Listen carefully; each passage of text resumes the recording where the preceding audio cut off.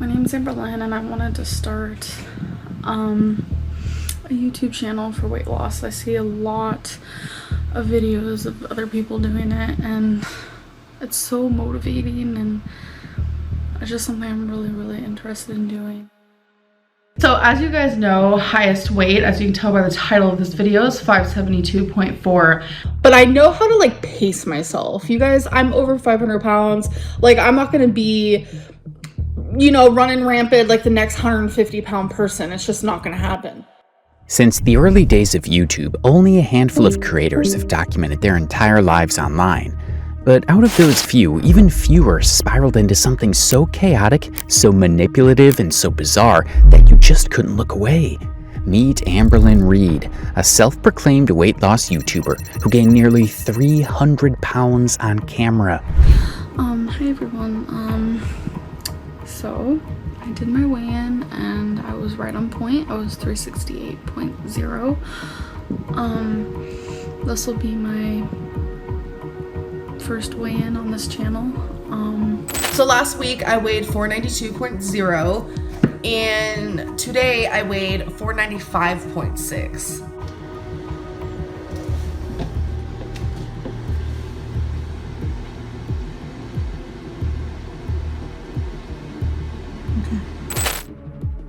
I'm just really talking myself out of a binge. I will die if I binge.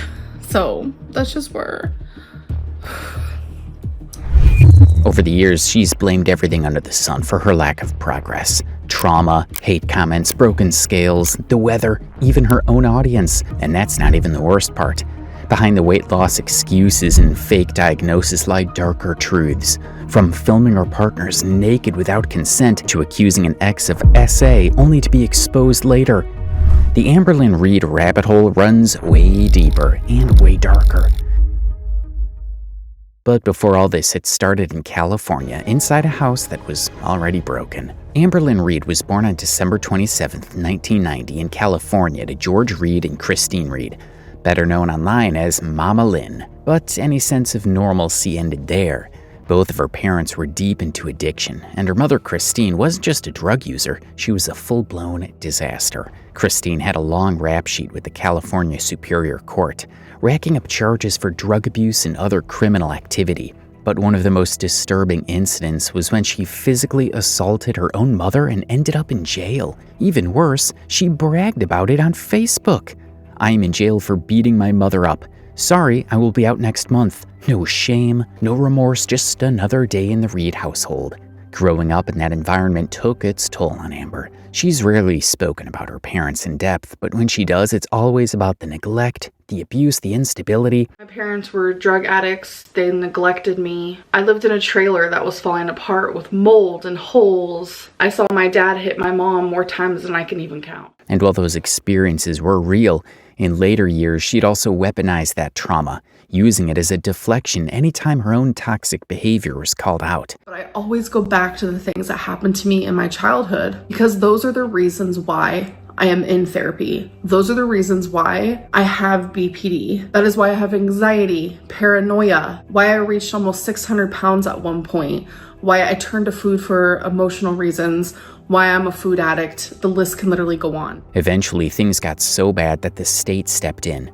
At just 9 years old, Amber and her siblings were removed from the home and placed in foster care. But instead of finding safety, Amber entered another cycle of chaos. Over the next 10 years, she bounced through more than 50 different homes. And during that time, she developed one habit that would come to define her online persona: an uncontrollable food addiction, born out of trauma and used as a coping mechanism. I come from a very toxic and unhealthy family. When I was 9, I was taken from class by a cop who took me and my brothers to a children's shelter. From then on, I became a ward of the state and I was in foster care until the age of 18. In 2008, Amber turned 18 and aged out of the system.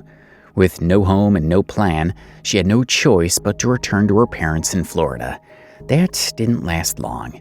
Just 1 month later, after going on a date with someone she met online named Casey, she received a call from her mother telling Amber that she wasn't welcome to the house anymore. Amber was effectively homeless. and the only option she had left was to move in with Casey.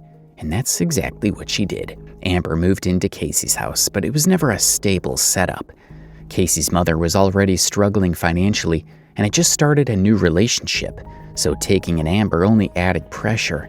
She had no money, no job, and no backup plan, yet she stayed anyway. From then until their breakup in 2011, Amber and Casey's relationship was a mess. Constant drama, tension in the household, and mounting resentment. But because this was before YouTube, we only know about it years later, when Amber would retell this story with her usual spin. While still living with Casey, Amber started talking to another girl online named Krystle. She was the one who reached out first, but later tried to frame it as if Krystle was the one hitting on her, and that she wasn't interested because she doesn't cheat. That was pure hypocrisy. We actually met online. At the time, I was in a relationship. This is a website called Moco Space.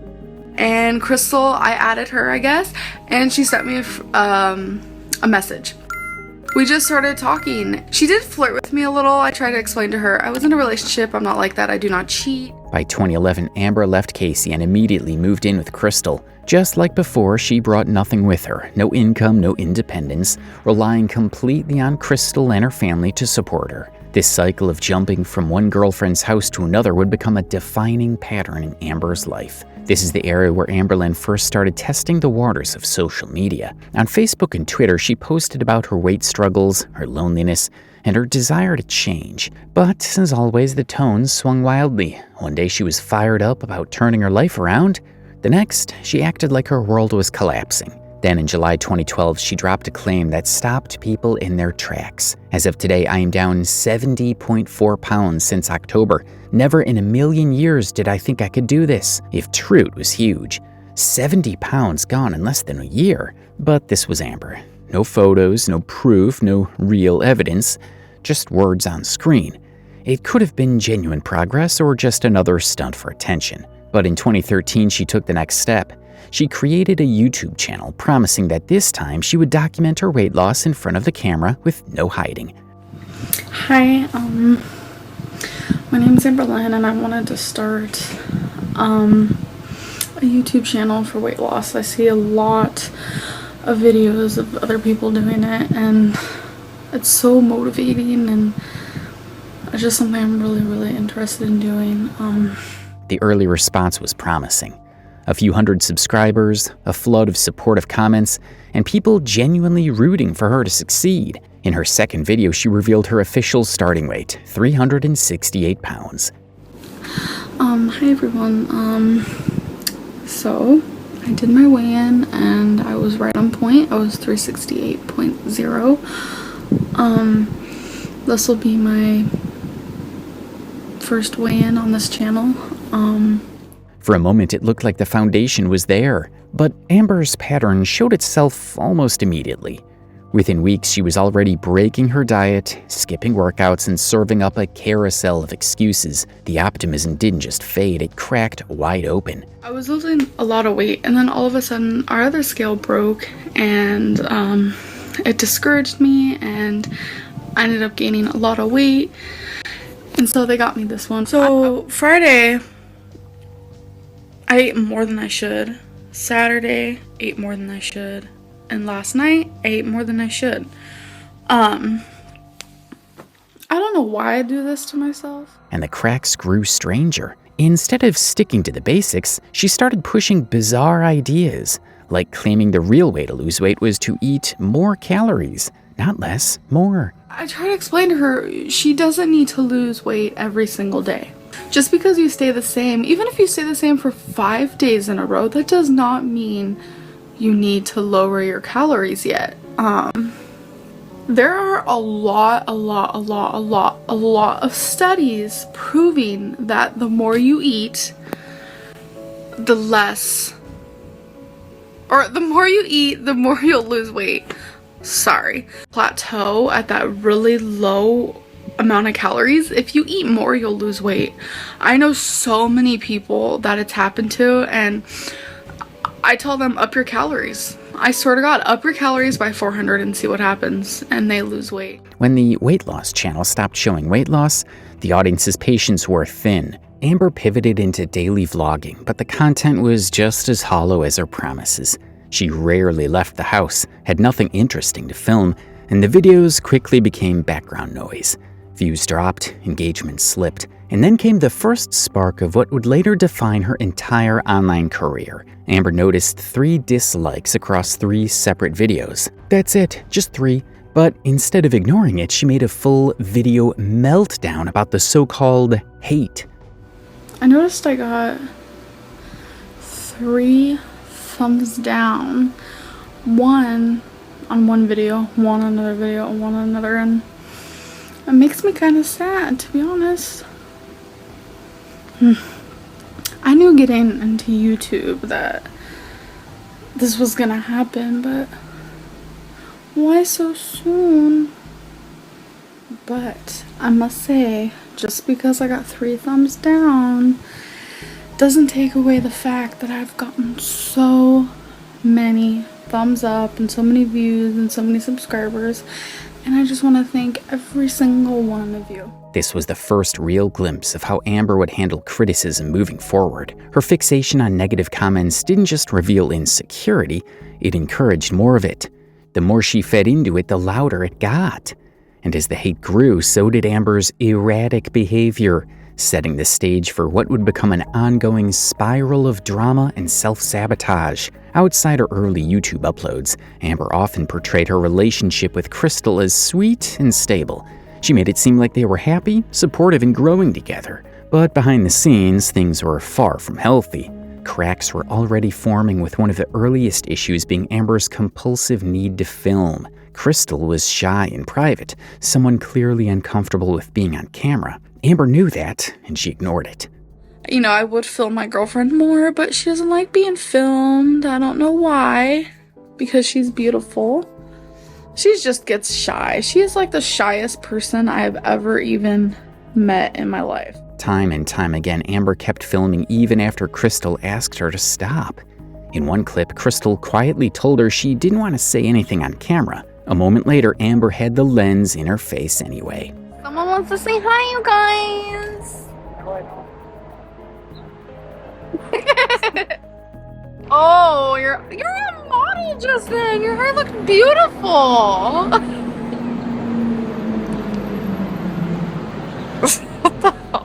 Then it crossed into something worse. Amber began recording Krystle in the bathroom multiple times. Not subtle, not discreet, just flat out invasive. Krystle's flushing the toilet. Oh. Krystle's going to the bathroom, if you heard that. She was flushing the toilet. Oh, she's gonna hate me for this one.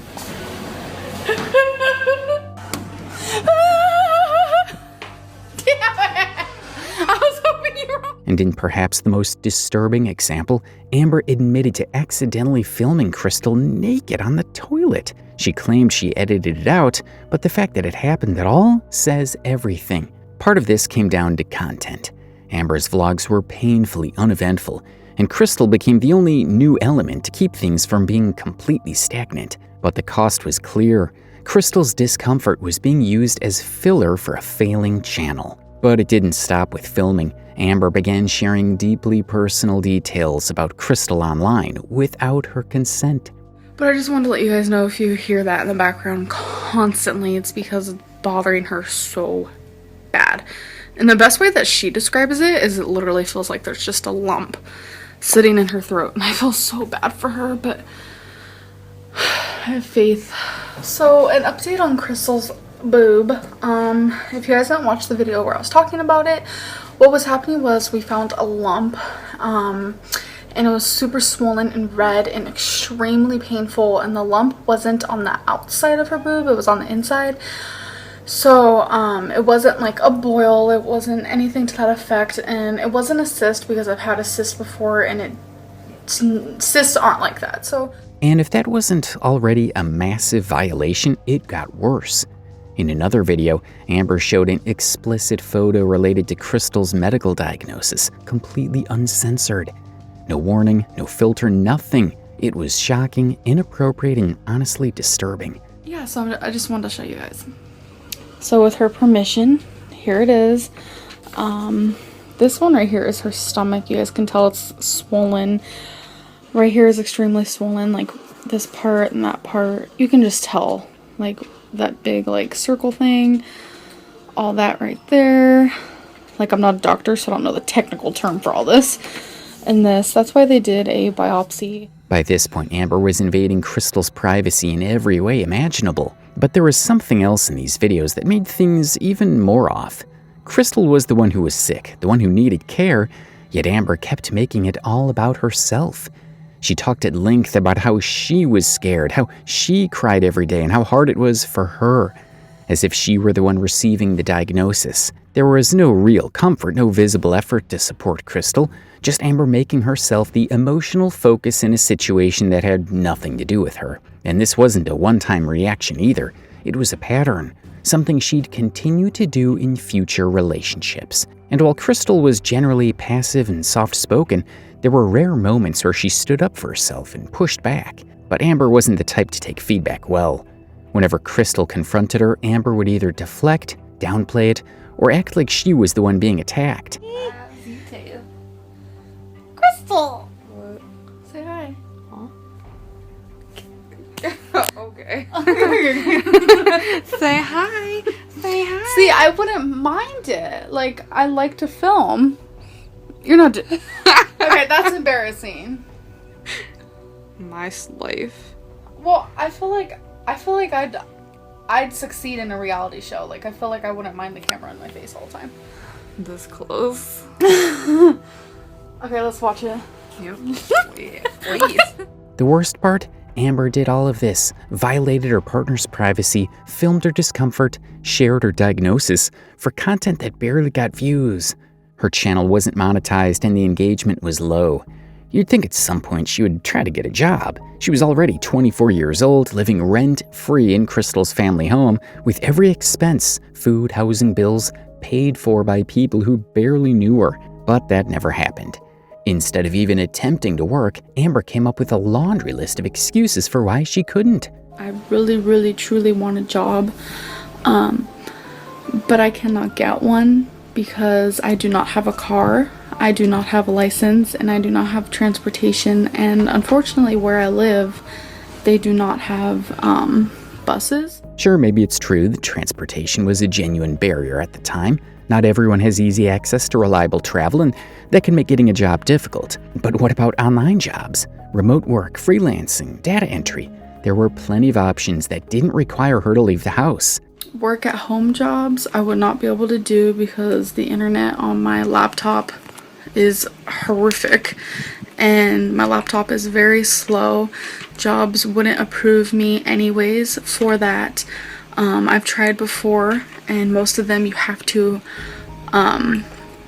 pay, and my girlfriend's parents already told me that they're not willing to do that because they have seen a lot of scams. And even if we give her the benefit of the doubt, maybe her laptop was slow, maybe she didn't have the equipment, her own behavior says otherwise. During this same period, Amber was constantly shopping. She admitted to buying useless things, spending money on junk instead of investing in anything productive. So clearly it wasn't about not having money. But it was just so funny. Like, I'm addicted to shopping, yes. And just when you think she's out of excuses, she finds new ones. In an Ask FM response, someone asked her when she planned to get a job. Amber replied with a laundry list of conditions. When I get my ID, Krystle gets her license. I lose more weight. Krystle's parents are ready for Krystle to start driving on her own, and for them to be ready for me to get a job and a company actually hires me. One of Amber's main excuses for not getting a job was the lack of transportation. But a few months later, that excuse fell apart.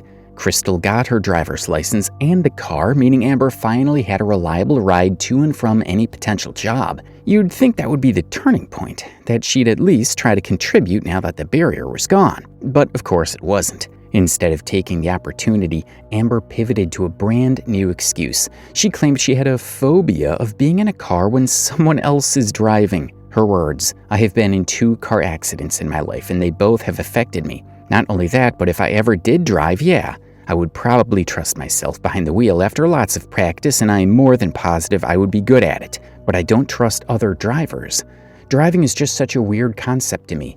I am beyond nervous enough when Krystle drives." I'm terrified of cars and driving, and I don't think I'll ever drive in my life. That's just my thing. So thankfully I have Krystle, right?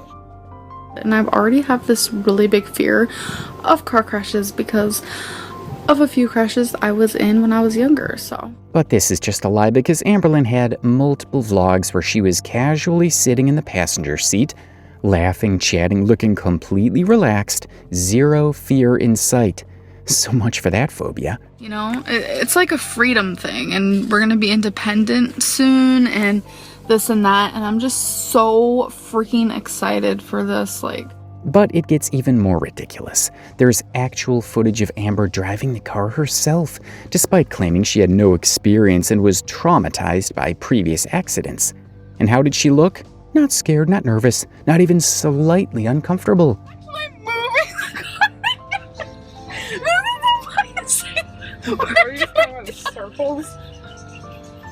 I need to pay attention. That was her idea for me to drive anyhow, because she honestly thinks I need to grow up, learn how to drive, and that's what she's teaching me, and I'm so grateful for this. It's like shocking and overwhelming that I'm doing this, but it's like so much fun, and I really see myself getting a license in the future because I like to drive. And as clear of a lie as this whole driving phobia was, Amber actually doubled down, making up false stories. Someone asked her, "What provoked your anxiety?" "I have a friend who witnessed someone get hit by a car and actually die from it. Do you have any experience like that?" She replied, "I've been in 2 car crashes. My good friend died in high school in a car crash. I have witnessed car crashes. I have been in a car during traumatizing times." Like, come on. This wasn't just exaggeration, it was a complete lie. And she wasn't even good at it either. Despite the endless list of excuses, Amber did eventually apply for a few jobs. And for a brief moment, it actually looked like progress. She even claimed Walmart was one of the places she applied to. But within the same day, that hope collapsed. She started saying her name didn't show up in Walmart's system, then added that someone she knew once waited an entire year for a response from them. I filled out some applications to try to get a job. I called around trying to see if they even got the application. I called Walmart and I'm not even in their system. And I'm like, what? They want me to go to Walmart to fill out the application, I guess. We're on our way to go do that. Took me over 3 hours. They said they'll contact me via email. There was a girl in there who said that she didn't get called back for a whole year. I have done a few other applications for other places, but they were so short and just mediocre. If it was my choice, Walmart would definitely be the place. Right there, you could feel it. The excuse train had pulled right back into the station. Even if Walmart didn't call her back, what was stopping her from trying somewhere else? Fast food, retail, customer service. There were dozens of entry-level jobs in town. But Amber didn't bother. Instead, she went right back to Krystle's parents' house, sinking back into her usual pattern of comfort, dependence, and weight gain, like it was her full-time job. And by now, it was obvious. Krystle's family wasn't just providing Amber with a place to stay, they were paying for everything. Food, bills, daily expenses. But that wasn't all. They went above and beyond. They took her on vacations. We leave August 6th. Ugh. And again, the vacation's only a Thursday, Friday, and Saturday, and we come back Sunday. I really wish we'd come back Monday. I didn't really think about that. But it's alright. Krystle's mom even adopted a dog just for Amber because she kept talking about wanting one. The dog, named Monkey, became a regular feature in Amber's vlogs. But it gets worse. Amber later admitted that during this time, she was receiving over $1,400 every month from Krystle's parents for doing absolutely nothing. "I used to get over $1,400 a month from Krystle's parents doing absolutely nothing. If I was to average everything out, I shopped all the time and went out to eat." She wasn't just freeloading, she was being spoiled. And instead of being grateful, she picked fights. Amber regularly argued with Krystle's parents, and she admitted to it more than once on video. And they're like, blah, blah, blah, I hate you. You know, it's happened with me. That's how I get sometimes. And I have argued with Krystle's parents before. I'm not gonna lie, it has happened. But in the midst of those arguments and at the end of those arguments, I break down and I cry and I tell Krystle's dad that he's like, you know, a father to me. So, sorry, now I'm getting emotional again. But this wasn't even the worst part. Because when people asked where her money came from, Amber refused to acknowledge Krystle's parents. She constantly tried to paint the picture that she was financially independent, like she earned her own money through some vague, untraceable means. One viewer asked directly, "Where do you get your money from? You're always buying things in your videos on the weekends. If you have no job, how do you afford these things?" Amber replied, "I get money for groceries. Sometimes I do not spend it all, so I save it up and spend it when I can." It was blatantly dishonest and ungrateful. She was living rent-free, jobless, and fully funded by Krystle's parents, yet still pushed the narrative that she earned and managed her own money. And when she wasn't pretending to be self-reliant, she'd shift the story and act like she and Krystle were financially supporting each other. "Krystle and I share money. She gets whatever money I get and vice versa. Being in a relationship is about sharing what you have with the one you love. One day we will be married, sharing the same bank account." But it didn't stop there. Amber doubled down, even going so far as to claim that she was the one paying for Krystle's food and hygiene products, when in reality she contributed nothing.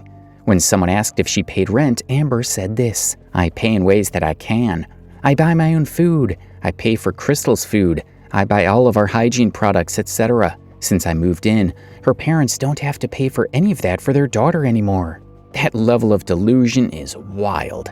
The idea that Krystle's parents were somehow benefiting from Amber living in their home for free is laughable. In reality, they were funding her entire existence and still being met with lies, manipulation, and entitlement. They had every reason to be offended, maybe even to kick her out, but somehow they didn't. Eventually, though, Amber slipped. She finally admitted that Krystle was the one buying her groceries, not her. Krystle buys them with her money, but she and I are in a relationship, so it's us. But the manipulation didn't end with food.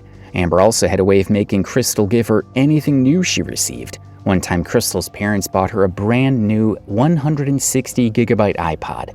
Amber convinced her to trade it for Amber's older 80-gig version, claiming she was doing Krystle a favor. And so we were searching, for an iPod for Krystle. And we got an iPod. So I'm actually giving Krystle my iPod, which was a lot more expensive than this one. So I'm just going to take the cheaper one because it is skinnier. And yeah, it's 160 gig. I've always wanted 160 gig. The one I currently have is an 80 gig. The other most common theme about Amber during the entire Krystle era was that she came off as shy, reserved, and soft-spoken, a complete contrast to the loud, overbearing, and attention-seeking persona she would develop later. And the reason for this shift? It was because Amber was obsessed with copying Krystle. And it wasn't just with Krystle. The pattern would repeat with every girlfriend that followed. In fact, Amber would even go so far as copying Casey's personal experiences word for word, on camera, as if they were her own. Mom found out I liked girls because I wrote a love note. I was writing a letter to my friend about her saying how I do like this girl. And I left it in my pants and she went to do laundry and I left it in my pants pocket and my mom did my laundry. This didn't go unnoticed either. People saw right through it and began calling her out, pointing out the similarities and questioning her version of events. But instead of owning up to it, Amber did what she always does. She denied everything flat out. I'm getting a certain somebody in my comments down below saying I'm like a chameleon and I don't know who I am. I was one person with Krystle and one person with Destiny, which is completely false. You saw one side of me with Krystle because Krystle was never in my videos, and when she was, I was a giggly schoolgirl. I mean, you guys can go back and see that. I am me. That is how it's gonna stay. And if you don't like who I am, just goodbye. But that wasn't even the only thing Amber copied from Krystle. Krystle had been prescribed glasses by her doctor due to actual eye issues. And like clockwork, Amber suddenly started claiming she was nearsighted too. that she couldn't see things far away and needed glasses. After her mom offered for us to sit in the car, and I'm like, hell yeah, please. Because all three of them had appointments. Krystle got new glasses, so we sat there trying to find her a pair. That was totally cute and funny. I wish I could have recorded it. Anywho, just kind of wanted to let you guys know that I will be getting my glasses today. Yes. Got back from the errands that we took, which was actually just my appointment and then out to eat. I'm getting glasses, of course, which I knew was going to happen because I used to wear glasses when I was younger, but I broke them and then I lost another pair and yada yada. So I'm nearsighted if you guys are curious. So, I mean, I don't need my glasses when I'm reading or anything, but when I'm watching TV or, you know, far away things, I need glasses. From then on, glasses became a regular part of Amber's look, and back then people didn't question it, because she hadn't built a reputation yet as the compulsive liar we know today. But the cracks started showing early. In one video, Amber struggles to read something that's right in front of her, then says she needs her glasses. I think Walmart and Tahiti Secrets, which is peach, or that does not say peach. I need to put my glasses on. Which completely contradicts her earlier claim of being nearsighted. Nearsighted people can't see things far away, not up close. So she either forgot the lie or she never understood it to begin with. And it only got worse from there, because after mimicking Krystle's medical condition, Amber moved on to copying her mental health diagnosis, including one of the most serious, OCD. If you guys have an OCD thing, why don't you tell me down in the comments below? I feel like everybody might have a tad bit of OCD, but I feel like some people are actually diagnosed with it. Like my girlfriend, she was diagnosed with OCD disorder, and so was I. But in certain cases, hers is worse, and in certain cases, mine is a little worse. But Krystle had genuine neurodivergent issues, along with other health conditions that were serious enough for her to receive disability money from the government. One of these conditions was obsessive compulsive disorder, OCD. But Amber, she never mentioned having OCD, not once, not on Facebook, not on Tumblr, not anywhere, despite oversharing just about everything else about herself on those platforms. But suddenly, right around the time she was dating Krystle, boom, now she supposedly has OCD too. So ridiculous, look at this. I am insanely OCD. All this right here annoyed me because I'm so OCD and I like how to do it absolutely perfect. And I have like some crazy OCD where I have to actually sit there and watch every single vlog to catch up with somebody's vlogs. I don't know. And when someone asked her on Ask FM, Amber confidently claimed she was diagnosed with OCD when she was just 11 years old, which would have been around 2001 or 2002. If that were true, she would have started showing symptoms even earlier, probably around age 9 or 10, maybe even younger. So what's the issue? Well, fast forward to a 2023 video, and Amber now claims she was diagnosed with OCPD 5 years ago, and OCD only a couple of years ago, which would place the OCD diagnosis around 2020 or 2021. I have that obsessive side of me. Like I was diagnosed with OCPD, which is obsessive compulsive personality disorder. I was diagnosed with that like 5 years ago, and it was just like a couple years ago I was diagnosed with actual OCD. So which is it, Amber? Were you diagnosed in 2001 or in 2021? Because the last time we checked, that's a 20-year gap. If you're going to fabricate mental illnesses to mirror your partner, you should at least be able to keep your timeline straight.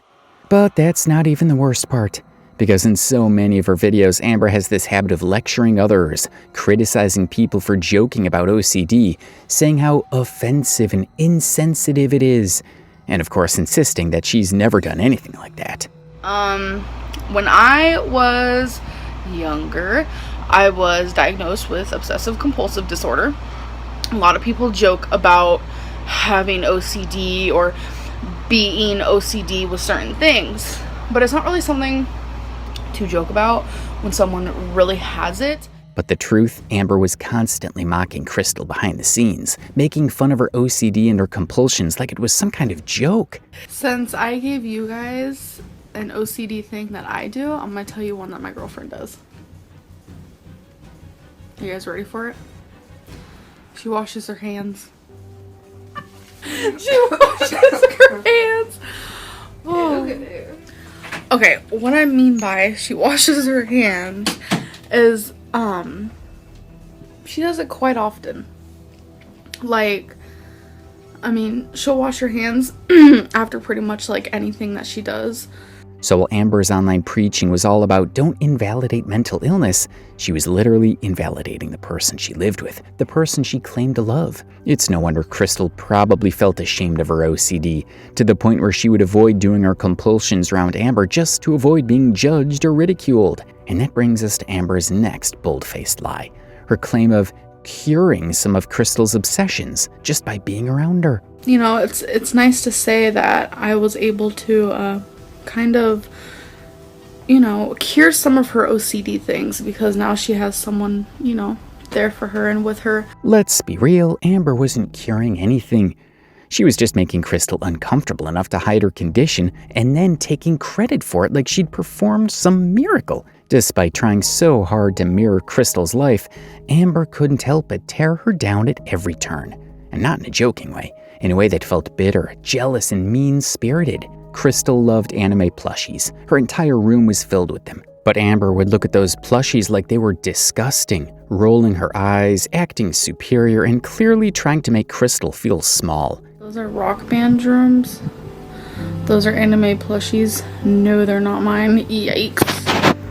And those are Wii remotes. Plushies. More plushies. You should see how many she has in the attic. Now that's scary. That's like, I mean, there's at least 6 bags full of plushies. And that would have already been bad enough if it wasn't coming from someone who was also completely obsessed with earrings, stickers, journals, you name it. Amber's hoarding tendencies were just as intense, if not worse. Yet for some reason she felt entitled to mock Krystle's harmless interests. It didn't stop there. Krystle's favorite game was Rock Band, something she genuinely enjoyed. But once again, Amber couldn't resist throwing shade, going out of her way to let her audience know how much she disliked it. If you ever hear that clicking noise in one of my videos, it is my girlfriend playing Rock Band. And I just wanted to let you guys know that. I don't really care for video games, but she does. She's obsessed. She also got Pokemon for the Nintendo 3DS, which is lame in my opinion. Kidding. Now on the surface, these might have seemed like little chaps, but over time they stack up. Amber did this so often it became weird when she wasn't looking down on Krystle. It reached a point where she even apologized on camera just for Krystle's plushies being visible in the background, which was completely unnecessary and kinda humiliating. Krystle had enough. She asked Amber why she was apologizing for her stuff. And what did Amber do? She nervously tried to play it off like a joke. How many she has? I don't watch anime. I don't care for anime. Anime sucks. But you can see it. Amber's body language is loud. She's visibly uncomfortable, trying to change the subject, trying to shut Krystle down. And that alone speaks volumes. Unfortunately, that wasn't the end of it. Amber started crossing more serious lines, bullying Krystle right on camera, and then brushing it off with fake laughs like it's just a joke. Her hair's so pretty. Her hair never used to be this long, but she copies me. That's okay. I'm joking. Her hair really is pretty though. Nice and thin. She doesn't have to... Like a good thin. You should see her face. Aw, can I show your lips? No. But, did you? Not really. Do you guys ever notice that Krystle has a lazy eye? Isn't it the cutest little thing you've ever seen? Krystle, stop reading porn! Gosh, she reads porn all the time! But it gets darker, because there are clips where the tone shifts completely. Clips that suggest Amber didn't just mock or bully Krystle, she physically hurt her. I mean, I even sent her a message, God, maybe 5-6 years ago when she was with Krystle saying, I hope you don't do to Krystle what she does to me. I wish I never deleted that message, because in that message she admitted she hit Krystle once. I wish I never deleted that, but it made me so sad. She hit Krystle, yes, she admitted to me that she hit her once, and I wish I never deleted that message. Amber has openly admitted that she can't control herself when she's angry, and sometimes she took that anger out on Krystle, And it usually happened when Krystle tried to do something supportive, like encouraging her to eat healthy or stay on track with weight loss. But instead of appreciating the help, Amber would explode. And by explode, I don't mean yelling. I mean pushing, shoving. At least a few times during that relationship, enough to be noticed and called out by viewers. Amber tried to deny it publicly. When it comes to when I'm like so like hardcore like wanting to eat, because if you guys are a binge eater, you kind of know that you do it in secret, you keep it in secret. But I tell Krystle everything. I'm with her all the time, so when this happens, she needs to stay away from me or she's gonna get it. Okay, that sounded bad, but say I'm eating some ice cream or something. She will look at me and say, Amberlynn, you do not need that. And I will get mad at her because I will be like, you're not my mother. Like, you don't tell me what to do. And this happens very frequently. And it also happened with my ex-girlfriend, Krystle. But then people found the receipts. Past posts written by Amber herself, where she admitted what she'd done, but she still tried to minimize it. People do things and say things that they don't mean when they are angry. A push, a shove, a scratch. If it happens once or twice, it's something you will always remember. But it's something that just happened. It doesn't make you an abuser. That's what she said. But the thing is, if you keep slipping and hurting people closest to you and making excuses for it every time, then you are the abuser. And at this point, it's becoming painfully obvious. Amber is a compulsive liar. Everything we've covered so far could have easily been enough to prove that. But unfortunately, or maybe fortunately, we still have plenty more moments where Amber lies so blatantly, it almost feels like she's daring people to catch her. One of the dumbest examples, April 2014. Amber uploads a video called 50 Random Facts About Me.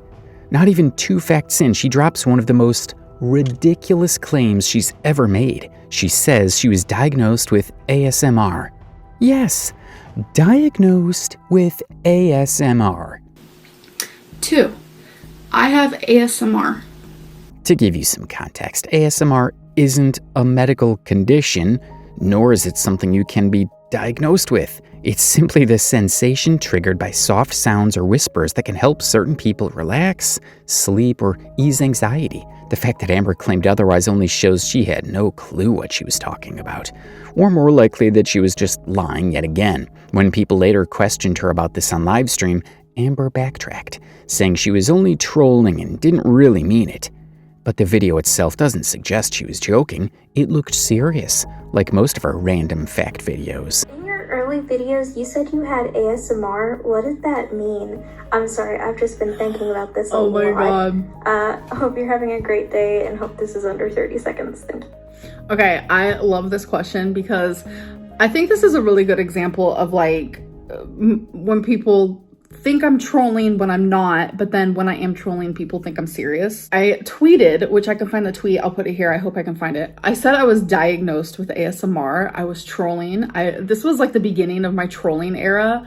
The fact that people think that that was serious, ma'am, sit down. It's okay. It's gonna be okay, I promise. And I don't mean that directed towards the interviewer. I just mean that just like I was trolling.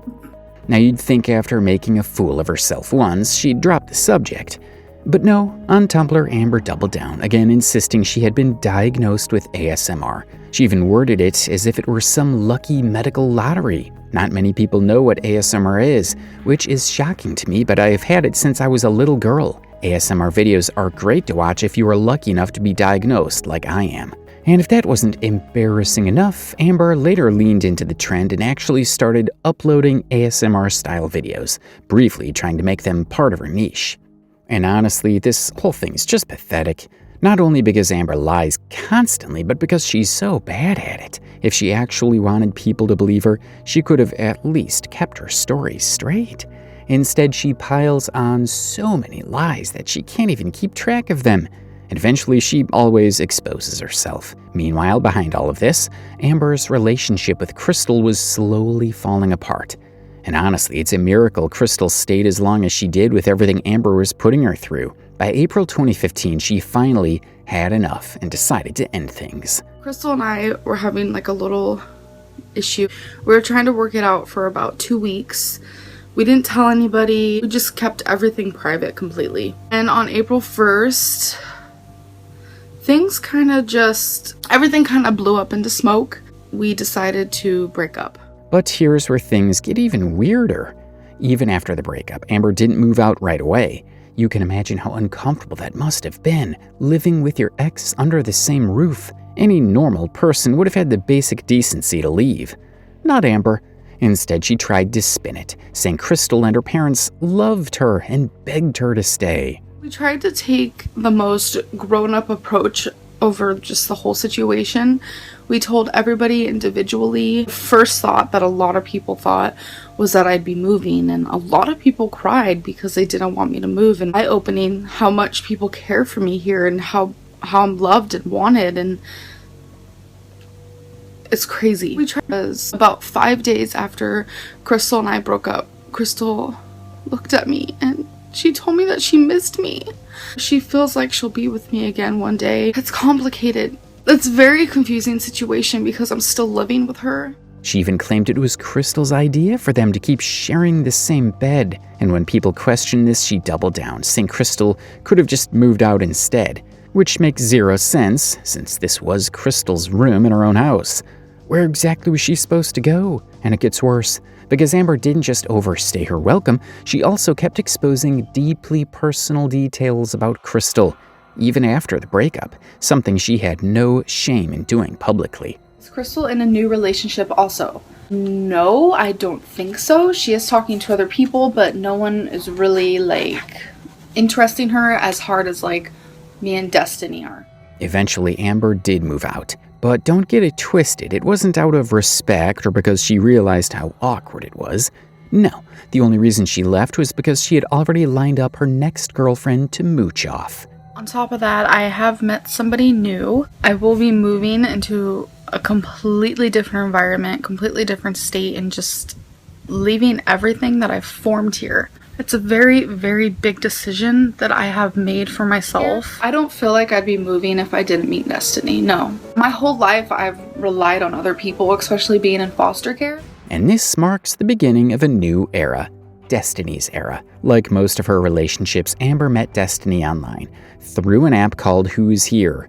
According to Amber, she didn't even mean to use the app at first, she only downloaded it out of jealousy after seeing Krystle on it. Her name is Destiny. Krystle downloaded these chat apps when we broke up. I kind of did it just because she was doing it. I didn't really care about things like that. I was more so just mourning our breakup. But as always, anything Amber says needs to be taken with caution, because honesty has never been her strong suit. Amber and Destiny would later claim that their first conversation happened on April 10th. We started talking on April 10th.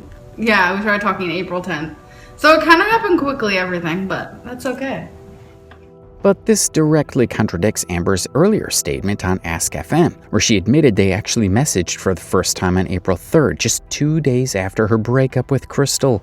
At the same time, Amber uploaded the video on April 15th, where she claimed she was still deeply heartbroken, and even wished to rekindle things with Krystle, except by then she had already been talking with Destiny for nearly 2 weeks. Which makes her heartbroken ex act look shallow, if not outright fake. And the mess doesn't stop there, because Destiny already had a fiancée named Brianna. They were engaged and planning to get married, but Destiny clearly wasn't interested in staying faithful. She started talking to Amber, and after a while confessed to her about the engagement.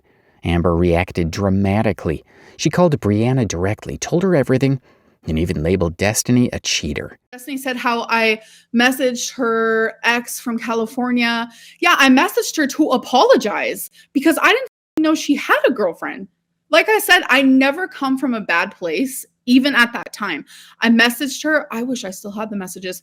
And I said, I am so sorry. I had no idea. Destiny is a cheater. She is a liar. She is known for these things. Now, you'd think after exposing Destiny and supposedly taking Brianna's side, Amber would cut ties and walk away. At that point, her connection with Destiny was brand new, so it wouldn't have been much of a loss. But instead, Amber doubled down. Despite never meeting Destiny in person, she decided to move in with her. And so on July 3rd, Amber officially moved into Destiny's apartment. Strangely enough, things worked out. Destiny actually liked Amber even more in person, despite Amber's constant fear that her weight would drive Destiny away. Today is the day. Can you guys guess what today is? I meet Destiny today for the very first time. Right now it's 2 p.m., which is the time she was supposed to be here, but there was a big change of plans, so she's not going to be here till probably around 1 a.m. tonight. It's going to take her 8 hours to get here. I'm so grateful for her willing to come get me. Just a quick update while I'm alone because I feel way too shy to be vlogging in front of other people. Destiny is currently in the shower and things are so amazing. I can't even put it into words how perfect this is. Like, she makes me so freaking happy. Destiny wasn't living alone in that apartment. She had a roommate named Jessica, who at the time was working as a stripper in nightclubs. Jessica also owned a dog named Leah. The other pet in the house was Destiny's childhood cat, Gracie, who was already 14 years old. I want to introduce you guys to somebody. Oh, yeah. Her name is Gracie May. This is Destiny's cat, and now my cat. It's our little baby. Huh. She is the friendliest cat in the world. She loves. Amber repeatedly mentioned in her vlogs that she wished to have her own pet, but the apartment's maximum pet limit was 2. That meant the only way she could get one was if either Leah or Gracie were gone, or dead. Despite being 5 years younger than Amber, Destiny was the breadwinner of the house, working as a personal care assistant. She worked daytime shifts while Amber stayed home, supposedly looking after Leah and Gracie. Probably not the best idea, considering her history with her previous dog, Monkey, who she overfed junk food until the poor thing was nearly double its healthy weight. My dog Monkey is, yes, overweight, obese, but he's happy and he's healthy. On July 17th, Amber posted a video saying she had saved Gracie from almost escaping the apartment after, in her words, a giant spider hopped into the house. That kind of carelessness wasn't surprising coming from Amber, but the very next day something far worse happened. Gracie went missing. Amber claimed that their roommate Jessica was to blame. Since Jessica was in and out of the apartment constantly because of work, Amber insisted that it was during one of these comings and goings that Gracie slipped out and ran away. Our cat got out last night. Not when she got out from me because I caught her and catched her. We're thinking she wanted to do it in her next opportunity and she did. We're thinking our friend Jessica didn't notice, but Gracie ran away and now we're gonna try to find her. Gracie had been with Destiny since she was just 5 years old. So when Gracie disappeared, it was obviously devastating. This was not just a pet, but a lifelong companion. And as Destiny's partner, Amber should have been comforting her, grieving with her, and helping her search. But she didn't. Instead, the only thing Amber seemed to care about was showing off their new couch. Biggest thing about if you're a narcissist versus if you aren't is empathy. And if I am near someone who's crying, I'm gonna start bawling my eyes out. It's really bad. And I feel other people's pain more than I feel my own.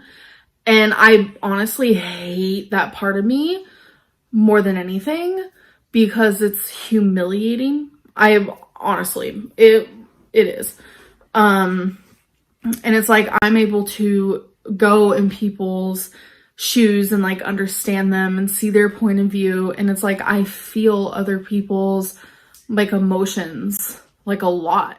Even worse, Amber almost appeared happy while talking about Gracie's disappearance. This unsettling reaction has led many to believe that Amber may have orchestrated the whole thing. And when you look at the timeline, the suspicion doesn't seem so far-fetched. Gracie had been living with Destiny for over 14 years. Yet in less than 13 days after Amber moved in, Gracie was gone. And the very next day, Amber was already talking about getting a new cat and trying to spin it as though this was Destiny's idea. But in reality, Amber had openly expressed her desire for her own pet long before this incident ever happened.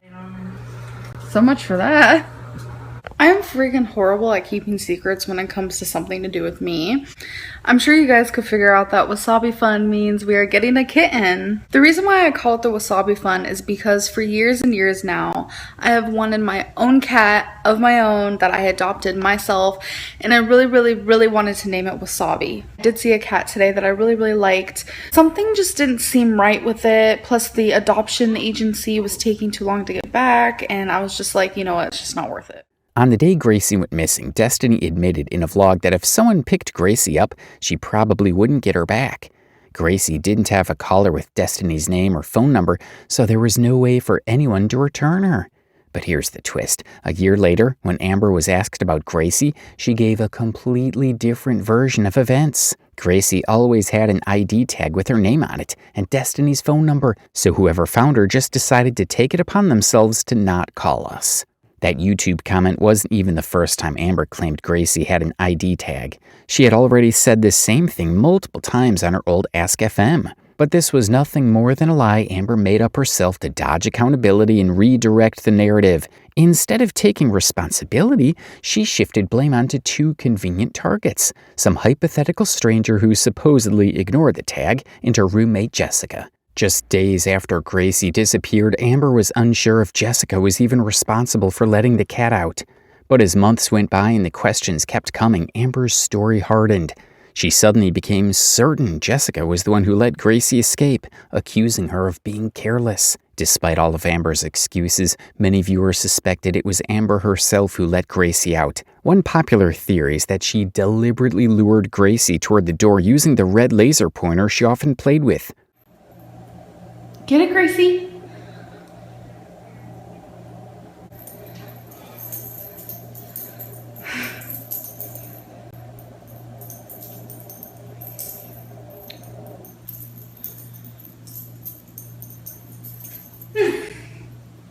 I hope you guys enjoyed, and I'll see you in my next video. It's also worth noting that Amber's sleep schedule was completely upside down at the time. She often stayed awake past 3 a.m., which happened to be the exact hour Gracie disappeared. To this day, the Gracie incident remains one of the most talked about controversies in Amber's history. Many still believe Amber was responsible, though she has never admitted it. But this wasn't the last time Amber faced backlash for how she treated pets. In fact, it was only the beginning. After Gracie's disappearance, Amber quickly got herself a new pet, a cat named Wasabi. Even though this time the responsibility was supposed to fall on her, she and Destiny repeatedly showed carelessness, and at times outright abuse. One infamous moment came when Destiny was caught on camera hitting Jessica's puppy. Not an easy child. Kisses. Nobody. Oh, the authorities. Let go of him. Jesus Christ, I was like...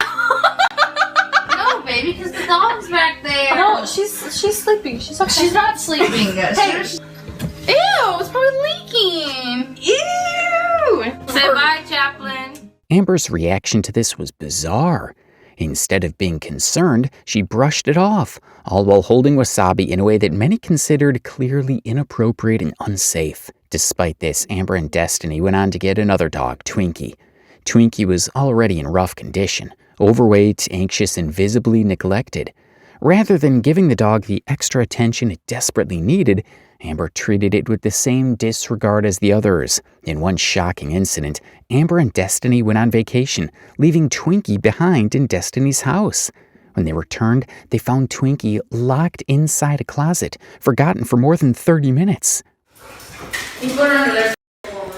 Okay, we literally just got freaked out and we thought we couldn't find Twinkie, but we found her, so... Twinkie! It's a mom! Oh, shit. Hi, baby! Twinkie! I'm hiding it. Come here! Come here! Come here! Oh! And worse yet, Amber once left both of her pets home alone during a massive tornado. What made it worse was that she knew that this was coming. Instead of taking the pets somewhere safe, she chose to leave them in the apartment, fully aware they might not survive. About a week ago, I told you guys about how there was a tornado in my neighborhood. Well, there was a tornado that actually hit my apartment. We have a friend who lives in those apartments. She sent us messages and she showed me on Snapchat the damage that her apartment got. She's currently going over to my apartment number to see if anything happened to my area, because our apartment complex is pretty big. And I'm really worried about Wasabi. I'm really worried about Twinkie. And I just can't believe how bad the weather is right now. All of this was happening while people were also noticing a dramatic shift in Amber's personality. Back when she was with Krystle, she was reserved and soft-spoken, almost mirroring Krystle's demeanor. But once she moved in with Destiny, she became brazen, outspoken, and unfiltered, just like Destiny. She had never openly talked about sex before, but during this period, it became one of her main topics on camera. When your girlfriend goes, look, a penis mask. She's literally looking at dildos on Amazon. I didn't even know Amazon carried such a thing. And they're like super long, like almost a foot long. Like they looked really long and they have like balls. Like no, physically can't. That's a no. Isla's not in here if you're wondering. She left already, so. This got to the point where people had to call her out about it. A message that I got that I kind of wanted to just address says, you do look real happy, but I'd say tone it down a bit. It's not all about sex, and some of it is coming off across very different to how we know you from being with Krystle, even crude. You do look real happy, but I'd say tone it down a bit. I'm not really sure what you mean, tone it down a bit. Most of Amberlynn's behavior during the Destiny era was pure imitation. Just like she mirrored Krystle back in the day, she now copied Destiny. But unlike the comfortable lifestyle she had with Krystle's family, where almost everything was paid for, Amber quickly learned how harsh life could be without that safety net. Not that she was the one struggling, of course. Destiny worked long hours and carried the weight of paying every bill for both of them. Eventually, Amber decided to get a job at the same place Destiny worked. Oh, you have a job opening at your work. Do you think I could get hired?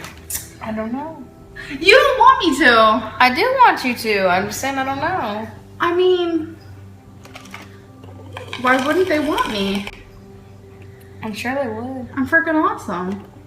I'll text Terry tomorrow.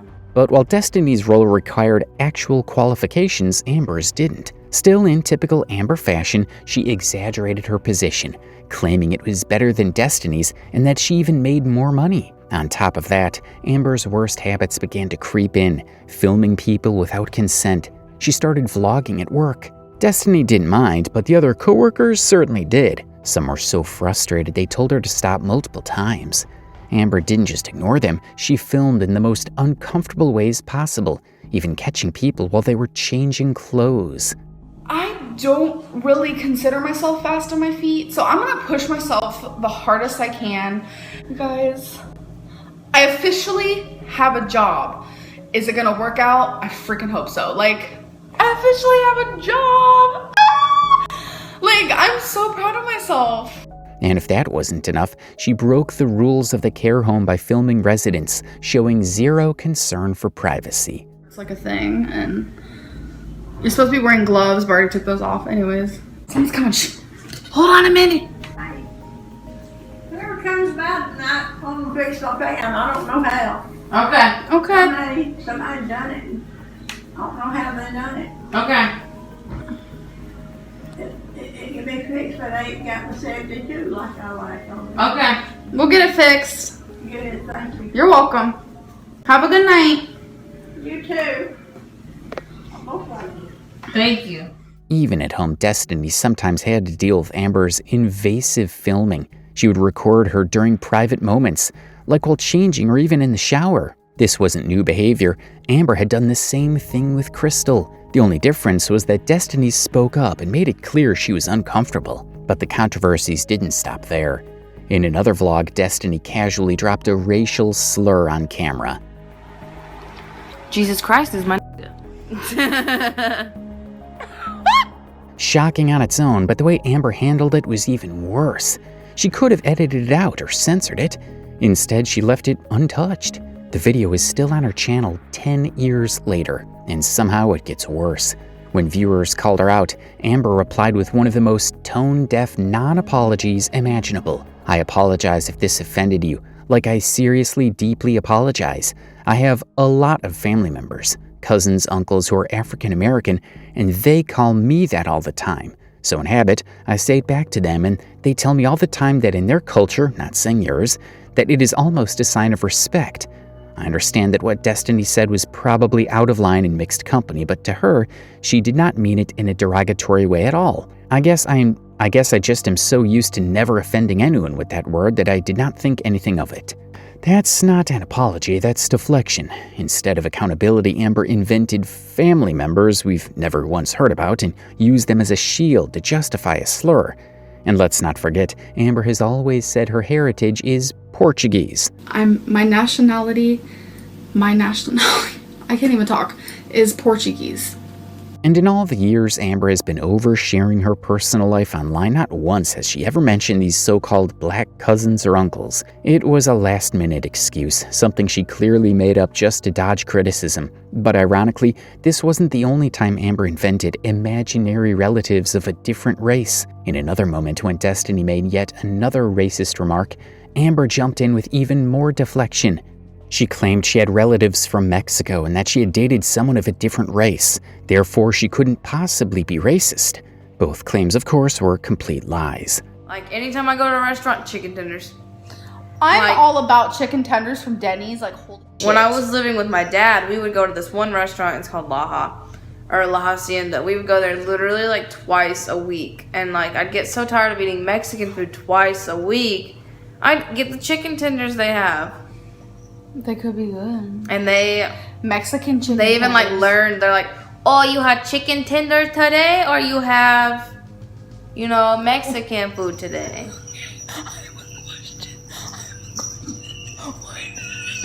Why did you just sound like an Asian? Oh, my bad.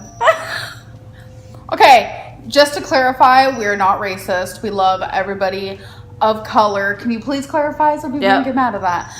I will tell you right now, I have Mexicans in my family. I have black people in my family. I have like dated like out of my race. Like, I'm really not racist, so I just want you guys to know that. But she didn't stop there. Amber came back with yet another excuse, this time saying, I just told Destiny that this hurt your feelings, and she feels bad, and she explained that she said it because there is a popular video on YouTube called Jesus Is My N, and it's about two old folk who write songs for their church group in a hip way. She was not meaning it in a rude way at all. Like, are you serious? At this point, she should have just stopped talking altogether. Every new excuse was worse than the last. But somehow Amber managed to dig the hole even deeper because it didn't end with Destiny. Soon after, Amber herself was exposed for saying the N-word, this time in one of her own Tumblr posts. And what makes this even more unhinged is the context. It wasn't a heated argument. It wasn't in reaction to something. It wasn't even directed at anyone. It was a weird diet update.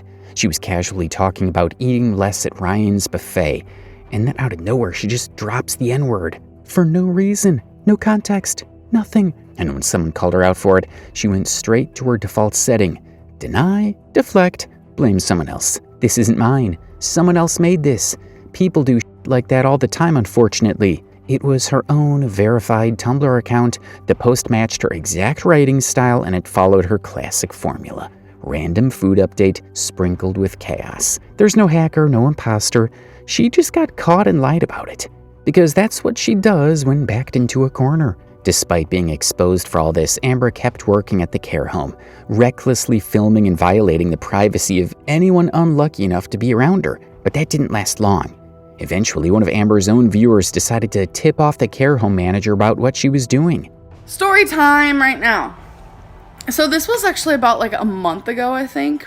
I go into work and my boss calls me in her office, and when that happens, I get really like scared and I get nervous because I feel like I did something wrong. And she hands me this piece of paper and she's like, someone sent this to us. And I'm like, okay. So Destiny was with me too, and we both read it, and it's from a subscriber. Hi, I'm sure you're watching me right now. And it's saying how I have vlogged at work without the residents' consent. It's saying how Destiny says racial slurs, which she doesn't. And it's just saying all this like BS, trying to get us like in trouble and like trying to get us fired. And after this happened, Amber had never filmed at work ever again. But besides this, she was talking about her weight loss every once in a while, and she was making promises to start actually working on losing weight, even though she had never once kept those promises for more than a day. Despite this, Amber had always claimed to have made a progress, usually comparing her current weight with her all-time high, and also claiming to have changed her diet from junky food to healthy foods. But like every other thing, this also happened to be a lie. In one vlog, Amberlynn would try to shame Destiny for drinking sweet tea, but Destiny would reply saying this. Destiny, what is in your hand? A sweet tea. A sweet tea. From where? The Golden Arches. Why do you have the golden arches in your hand? Why did you eat 20-piece McNugget? Shots fired. Shots fired. And this didn't go unnoticed, because Amberlynn had been talking about how she started eating healthy foods, making a vlog buying salad in front of a camera and stuff like that. But the next day when somebody asked her about it, Amber would brush it off as a bad joke, and also Destiny would back her up. Destiny, why did you eat a 20-piece chicken McNugget? You go, Destiny. Show us what she really eats while she buys salad for the camera. She didn't really eat a 20-piece nugget. We went to McDonald's because I've been wanting sweet tea, and we stopped and got sweet tea, and she made a joke and was like, ooh, get me a 20-piece nugget. So I was just trying to, it was just a, it was like an inside joke. It's like a bad joke at the wrong time, like pretty much. Yeah. The only reason why we went there was for her sweet tea. I did not eat a 20-piece nugget, but girl, I'm gonna tell you right now, word of mouth.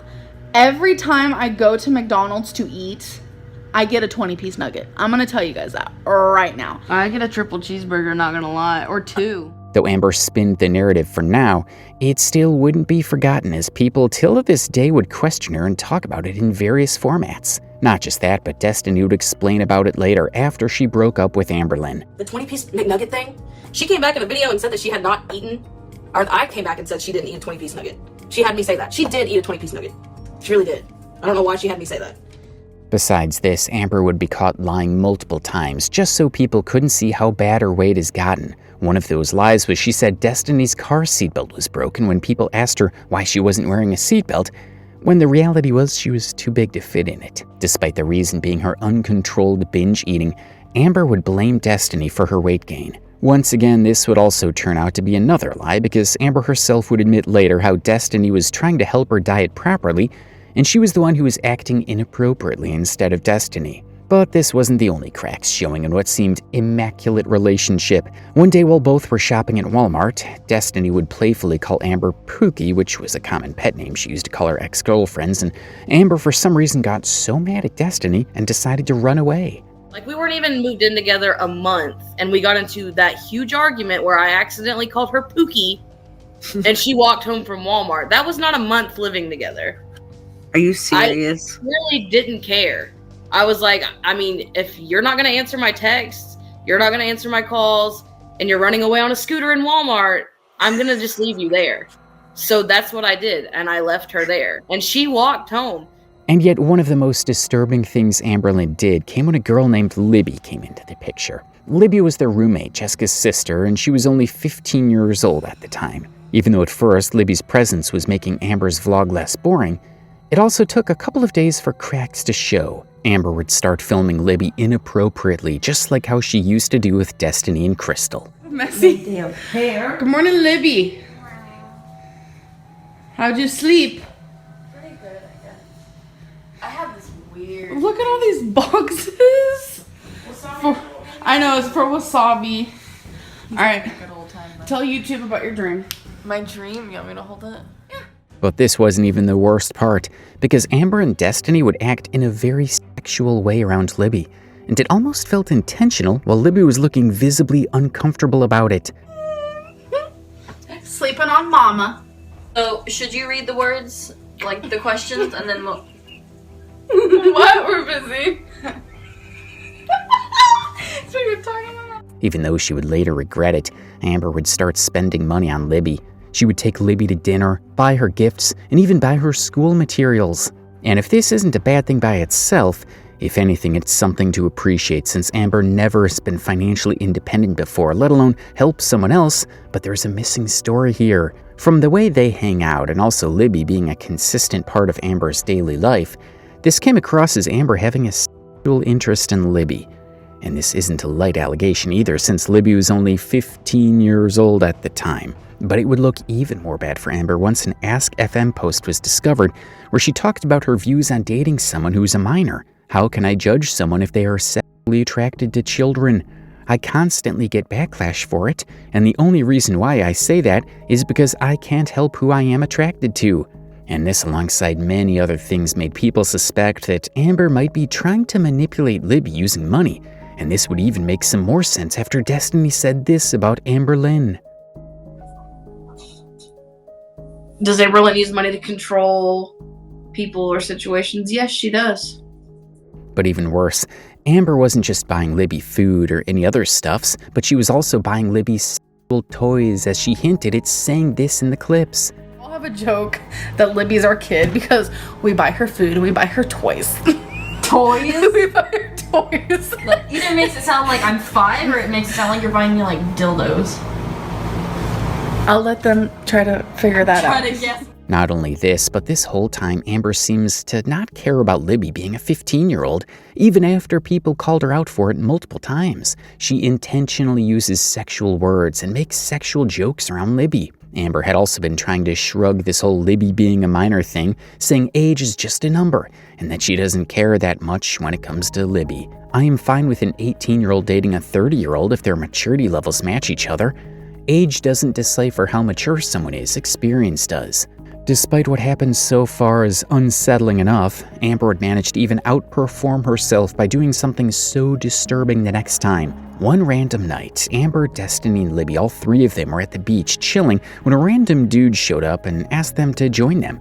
This person's name was Nick, and he was 20 years old, even though he looks a lot older than that. Since all 3 were girls, and worse, they had a minor with them, you might think Amber would be cautious and don't let this person come up to them and stay the night, but she didn't. Not only did Amber let Nick join them, but also intentionally made him and Libby be together. As if this is not worse enough, once again, Amber and Destiny would start to talk about sexual things and made Nick and Libby talk about it too. Nick would be part of their group for a little while and hang out with them.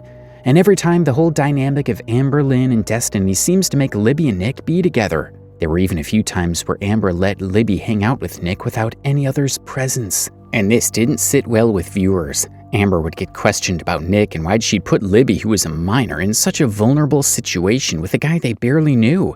But instead of at least trying to spin the narrative, saying they weren't dating or in any kind of romantic relationship, she tried to justify it by putting ridiculous rationales. I am 25, I'm older than him, what's the difference? He's not a grown man. You are making it sound like he is 30. Libby's sister's boyfriend is 5 years older than her and her parents don't care. Age is just a number. But eventually, Jessica decided to move out of the apartment. That left Libby with no way to contact Amberlynn or Destiny anymore. Without Jessica splitting the bills, Amberlynn and Destiny couldn't afford the place on their own. So they packed up and moved to Kentucky, settling in with Destiny's mother, Meddy. But life wasn't as easy for Amber as it had been back at the apartment. Now even simple things like moving around the house became a struggle because of her weight. See right here, there's a little doorway, and that doorway is the smallest doorway I've ever been through, I must admit. And there's a little step right here, and those are movies. The movie thing was more closer to the doorway, and every time I would try to walk through, my big butt would hit the movies. And yesterday I was like walking through and I forgot there was a step there and my butt hit the movies, and somehow like everything just quickly like happened and I stumbled and I completely fell. I landed on my wrist and that hurt really bad at first, but for some reason I don't know what happened, how it happened. I hurt my heel spur, even worse. Despite Amber's struggles, Destiny's mother and the people around her remained supportive. Meddy even went out of her way to find affordable weight loss programs and tried to encourage Amber to take control of her health. But those efforts didn't pay off. Instead of losing weight, Amber went in the opposite direction, launching a mukbang video. Hey you guys, so I recently made a mukbang video and it was of me eating chicken wraps. And I'm really sorry, like some of you really enjoyed it, which I'm really happy about. I did do another mukbang, which was a lot healthier because that was when I started eating healthier. Yeah. I hope you guys enjoyed this video, and I'm sure there will be another one coming out because mukbangs are fun AF. Amber even tried to spin the story, making it seem like Destiny's mother supported this so-called new journey. In reality, Maddie was completely against it. That's why Amber always filmed with mukbangs in secret, waiting until no one else was in the house before hitting record. Oh yeah, look at them boxers. Shake it. During this time, neither Destiny nor Amber had a job, so they both applied for work since Maddie couldn't support them alone. Eventually, they were accepted for data entry positions. But within 2 weeks, Amber decided to quit and focus solely on YouTube. Maddie wasn't impressed. She warned Amber that staying home making videos while binging food was a terrible idea, but Amber didn't listen. Maddie grew more and more frustrated with Amber's laziness and refusal to contribute. One morning as Destiny prepared for work, she urged Amber to come along. Amber brushed it off, insisting she wanted to stick to YouTube. Maddie overheard and stepped in to back Destiny, but the conversation quickly escalated. According to Destiny, Amber had always been disrespectful to her mother despite living under her roof, even going so far as to call Maddie a bitch. This is also around the time my mom and Amberlynn started getting into a lot of spats about stuff. They started arguing quite a bit. Amberlynn's she's very set in her way or no way kind of deal. I don't know. That's just she doesn't care, like, if she disrespects you, basically. Like, she really just does not care to have respect. Like, we were at my mom's house living with her, and she still was, like, I don't know, if it had been the other way around, I was not going to try to argue with her mom, like, it was like a respecting your elders kind of thing. Even though you're not a child, you should still respect your elders. And my mom was also very stubborn and very argumentative as well, so it was a lot. That was the breaking point. Furious, Maddie snapped, told Amber to leave her house immediately, and even turned physical, beating Amber out of sheer anger. This one example was me and Destiny were sitting in the kitchen, the dining room table, and we were talking about work. And this is when we were both training to work at a place called Source HOV, which was data entry. Mindy was in the living room, and she heard me and Destiny talk, and she got upset with what I was saying. And she was saying how she didn't agree with me doing YouTube and didn't think that I should do it and didn't want me to stay at home and just like gain all this weight and all this stuff. And at the time, because of everything else that had happened with me and Mindy prior to this incident, I felt myself just like, my emotions, I exploded and I just started crying. The next thing I knew, Mindy was running down the stairs, and then she started like literally punching me, slapping me, and I remember falling to the ground. And she got a K-cup, which was metal, and it was pretty big, and she was hitting me over the head with it. After this explosive fallout, Amber and Destiny moved into their own apartment, but their relationship was already on shaky ground. They argued constantly, and in Amber's vlogs, Destiny often appeared more glued to her phone than to Amber. On top of this, an even bigger controversy erupted involving Amber's ex-girlfriend, Casey. As covered earlier, Casey was the first partner Amber lived with after foster care. In one of her rambling videos, Amber accused Casey of being abusive and sexually assaulting her, a claim that would come back to haunt her. Casey soon uploaded a response video, and things spiraled downhill. I was told by my fiance while she was at lunch for work that someone messaged her on Facebook, and it was a link to a video. My fiance told me that she's calling me and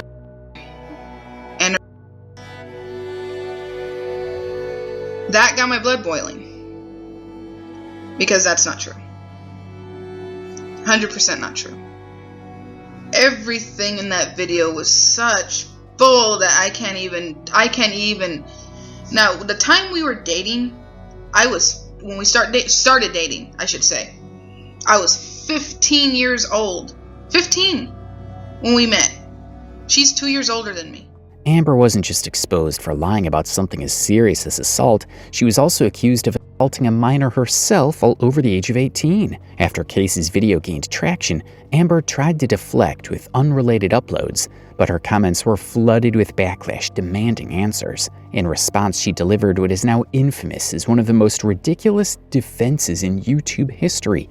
A bizarre poem that was meant to elicit sympathy, but instead became one of the funniest, most cringe-worthy moments in Amber lore. RAPE, rain and petals, eavesdrop. I used the wrong word. Rain and petals, eavesdrop. I used the wrong word. Amber still tried to frame herself as the victim, but nobody bought it. The poem turned her into a laughingstock. This, along with everything else, drained what little interest Destiny had left in the relationship. The tension was obvious in the vlogs, and by November, things hit a breaking point with what became known as the Code Red incident.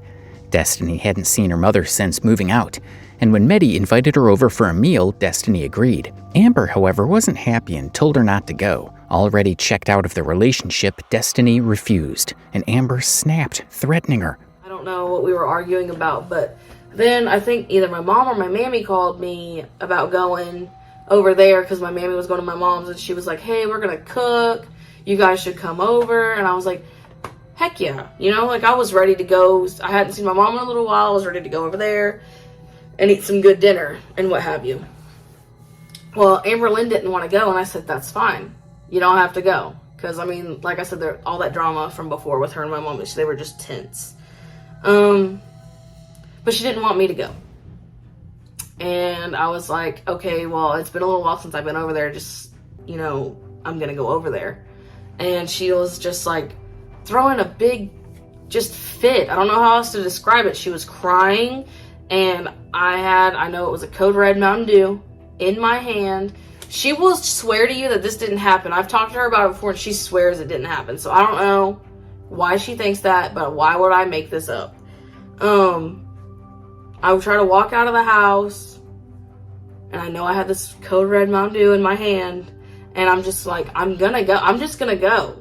So, and because we were already arguing, I was like, I don't want to be around you anyway right now. Like, we were arguing. I wanted to go see my mom. She starts screaming at me from the sliding glass doorway, saying that she's gonna harm herself if I leave, and I don't know, just all this stuff, you know, just going nuts. And then I was like, no, you won't. You know, I said, that's not something to play around with. Just let me go see my mom. And she starts like coming at me, you know, like, ooh, ooh, ooh.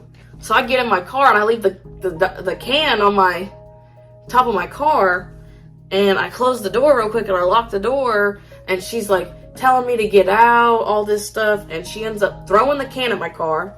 Made me mad. Destiny's account and Amber's version of events couldn't have been more different. When asked on Instagram, Amber downplayed everything. Some of it was true and some wasn't. I never threatened and I never threw anything. This is something Destiny and I would always bicker about even while friends. She swore up and down that it happened, and I swear up and down that it didn't. I know myself, I know who I am. I don't get violent. What is true was me not wanting her to leave, because that was around the time I was struggling with anxiety. Our address got doxxed and I wasn't medicated.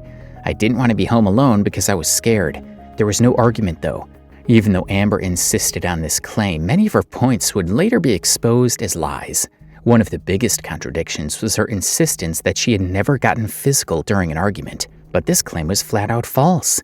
Amber herself had already admitted in the past being physically violent toward Krystle. And it didn't stop there. Casey revealed that Amber had been violent on multiple occasions during their time living together. Amber also claimed she had never even thought about SA not a single time before. But this was another lie.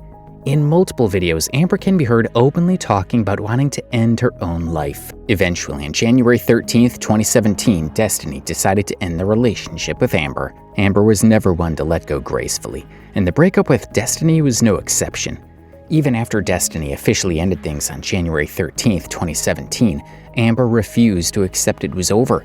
She kept treating Destiny like they were still together, calling her, texting her, and even continuing to share a bed. I went home super late. I came home and she tried just arguing with me some more, trying to figure everything out, and I basically just explained to her that she wasn't changing.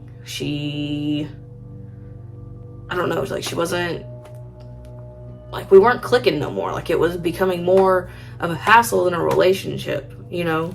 So I was like, you need to work on you and I need to work on me. So I didn't want any kind of relationship, any kind of nothing. I really just didn't. I didn't know what I was gonna do, but I knew it wasn't being with her.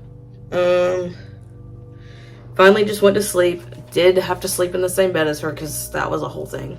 But beneath the surface, Amber was spiraling. In a January 18th vlog, just 5 days after the breakup, she casually says, "I'm in love with my girlfriend, she's amazing." When viewers noticed Destiny's distance and questioned whether they'd broken up, Amber insisted they were still in love and working through things. But Destiny would later confirm that they were 100% broken up at this point, and that Amber was simply in denial. She began flooding Destiny with gifts, money, dinners, and gas payments, anything to maintain contact. Destiny described this as Amber essentially buying time with her. Every outing, Amber footed the bill. Every time Destiny needed something, Amber offered to pay. Amber clung to any scraps of affection as proof the breakup wasn't real. In one vlog, she hinted that Destiny was still cuddling her, still calling her baby, and still sleeping in her bed. But Destiny would later admit she only stayed because she didn't know how to leave. She was afraid of Amber's emotional outbursts and felt trapped by the weight of Amber's mental health. On January 13th, ironically enough, it was actually Friday the 13th, Destiny broke up with me. Since then, I have filmed videos, I've put on fake smiles, I have cried every single time I shut off the camera. I have screamed in my pillows. I have questioned if I am worth anything.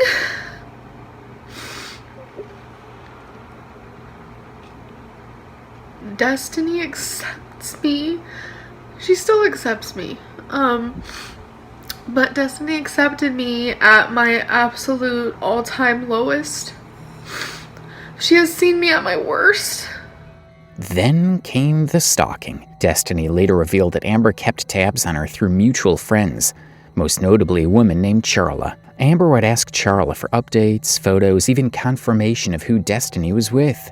After me and Dana started, like, you know, hanging out a lot more because I started eating lunch with her, obviously, after we went on the date or whatever, Charla started trying to start some drama between me and Amberlynn with Dana. Just, like, she was just, like, spying on me, basically. She would just, like, text Amberlynn and be like, oh, this is what she's doing, but it literally, like, we were broke up. It wasn't her business. It was whatever, you know? Like, I wasn't in Amberlynn's business asking her anything because we were broke up. Like, what's the point? Amberlynn wanted me to call her, and I did lie to her. Okay, so I'll admit to that. I lied to her and said that they were doing announcements at lunch that were important, so I couldn't call her. Like, I had to stay in the building. But I only lied to her because if I told her, no, I'm going to sit with them, it would have been like this whole argument. It would have been this whole big deal. And I just didn't see the point. Like, why couldn't I just hang out with my friends? But to her, that was just such an issue. So Amberlynn texted Charla about these announcements, and of course Charla didn't know what she was talking about. So she said we didn't have any, and Amberlynn was going off on me. One of the most bizarre and uncomfortable chapters in this entire saga is Amber's attempt to become besties with Dana, the same woman Destiny had started dating shortly after the breakup. Amber invited Dana over for hangouts, vlogged their girl time, and even let Dana sleep over multiple times. She uploaded videos of them laughing, playing games, and acting like nothing was weird. But underneath the fake smiles, Amber was seething. She admitted in later live streams that she thought if she could befriend Dana, she could still stay close to Destiny, and maybe even sabotage the new relationship from the inside. Hi, Destiny. Hey. Hi, Dana. Look how pretty. Oh, okay. Lipstick skills. I don't wear heels. I don't either. I don't wear heels either. Lipsticks and late nights. I didn't see the heels. I mean, I own like 3 pairs of them. Outfit of the day. Tight shirt. I'm okay with that. How about this one? Is this a choker? I think so, isn't it? Yes. Do you guys like my hat? No, I think it's a bracelet. Like, I don't know. What if I started wearing hats? But her plan backfired. Destiny and Dana only grew closer. And once Dana realized what Amber was doing, she slowly began pulling away. Amber then accused Dana of being fake, said she never liked her anyway, and that she was only pretending to be friendly to keep Destiny around. This was peak emotional manipulation. Amber couldn't handle being alone, so she tried to insert herself into their lives by force. When that didn't work, she shifted back into victim mode. I don't remember any. Okay, I remember some. Do I compare myself? For some reason, that one stood out the most. Do I compare myself with Destiny's new girlfriend? I do. Because I question, why wasn't I enough? Was I not pretty enough? Obviously not. I don't really know. In the months that followed, Amber's behavior became increasingly erratic. She began drinking on live streams more and more, and each time she got drunk, she would slip up and expose the truth about how devastated she really was. She cried on camera about Destiny moving on too fast, but in the same breath, she'd throw passive-aggressive shade at Dana, accuse Destiny of lying, and claim she was the one who ended things mutually. It was never mutual. Destiny had to break up with her 3 separate times before Amber finally accepted it. But by summer 2017, that illusion shattered completely. Destiny stopped appearing in her videos. Dana was no longer friendly, and for the first time in years, Amber was truly alone. But it didn't take long after the breakup with Destiny for Amber to move on, this time with a new partner, Beck. Amber and Beck began talking online not long after Destiny ended things. It didn't take long before they made it official, and on May 3rd, Amber introduced Beck to her audience. So the reason why I didn't vlog yesterday is because we went to see... Okay, by the way, her name is Becky. I know a lot of you figured that out. I don't know how, but yeah, her name is Becky. So if you guys want to know, that's my girlfriend's name. But yeah, we went to see Becky's family, and then we hung out with some friends. I just didn't feel like vlogging yesterday at all, but I figured I'd vlog today, so hi. I know I could be pretty boring by myself, so I want to let you guys know that pretty soon there will be more people in my videos, aka Becky. Beck grew up in a strict religious household and even attended Christian school until the 10th grade. Their parents, deeply conservative, expected them to live as a straight woman. By their late teens, Beck realized they were a lesbian, and later in life, they would come out more fully as non-binary. When her mother found out, she was forced to leave home. From the very beginning, Beck's life was difficult, and it would only become harder once they crossed paths with Amber. Before they ever met, Beck was one of Amber's YouTube subscribers. At one point, after seeing the flood of hate Amber was getting in her comments, Beck decided to send her a supportive DM. It wasn't long or complicated, just a kind message telling Amber she was pretty and that she didn't deserve all the negativity. But that one message sparked something. Amber responded, and the two began messaging back and forth constantly, until it turned into daily conversations that went far beyond casual fan-to-creator chatter. Eventually, they arranged to meet in person. Their first date was awkward, to say the least. Beck later admitted that she was shocked by Amber's size when she first saw her in real life, though she tried not to show it. Amber, on the other hand, expected a more traditionally romantic evening, hand-holding, maybe even a kiss, but Beck was reserved, calling herself old-fashioned. Still, despite the awkwardness, neither walked away, and the constant talking didn't stop. Yeah, I didn't think she liked me at first, because there was no flirting, no hand-holding. I'm old-fashioned, okay? I know, it's cute. It's cute. It's refreshing. I kind of needed that because I kind of move quickly, so. I like to move slow, turtle pace. Yeah. Because, maturity and slow motion. And I'm what moves really fast? A hare. Well, a rabbit, whatever, the tortoise and the hare story. Next question is, what was your first impression of me? I thought you were really shy and really nervous and... Kind of like right now? I don't know why. No. It was worse? Yeah, because you wouldn't hardly look at me, you didn't hardly talk, you wouldn't touch your food. Soon enough, the inevitable question came. What were they to each other? For Amber, labels were everything, and she pushed hard to make things official. Beck hesitated at first, not ready to rush in, but after some back and forth, she gave in. They declared themselves girlfriends, and just like that, a new era of Amber's life began. How did you and your girlfriend start talking? She was actually a subscriber and she watched one of my videos and she noticed there was a lot of hate, and she sent me a message and she was just like, you know, you're really beautiful. The haters don't know what they're talking about. I don't know. It was really sweet. I get a lot of messages on the daily and I don't reply to all of them because it's like impossible. It's impossible. But I do read them all. She was one of the ones I replied to, and we just started talking and we became friends, and it just kind of went further than that. Obviously, she's my girlfriend now. I do have a lot of friends that are subscribers, so pop me a message. You never know what could happen. At the time, Beck was living in an apartment with 2 roommates, Erica and Ricky, who were also a couple. Despite their relationship being brand new, Amber wasted no time making a major move, literally. She packed up and moved straight into Becky's apartment, embedding herself not only into Becky's life, but also into the dynamics of that household. But Amber wasn't satisfied with just moving in. Very quickly, she began urging Beck to quit her job. The excuse Amber gave sounded supportive on the surface. She claimed YouTube brought in more than enough money for both of them, so Beck didn't need to keep working a regular job. Once Beck gave up their job, Amber twisted that decision into leverage. If Becky hesitated to appear on camera or didn't want to vlog, Amber would guilt trip her with lines like, "You're working for me." What started as an offer of support became a way to control Beck's time, her image, and even her role in Amber's content. Before long, Becky wasn't just Amber's partner.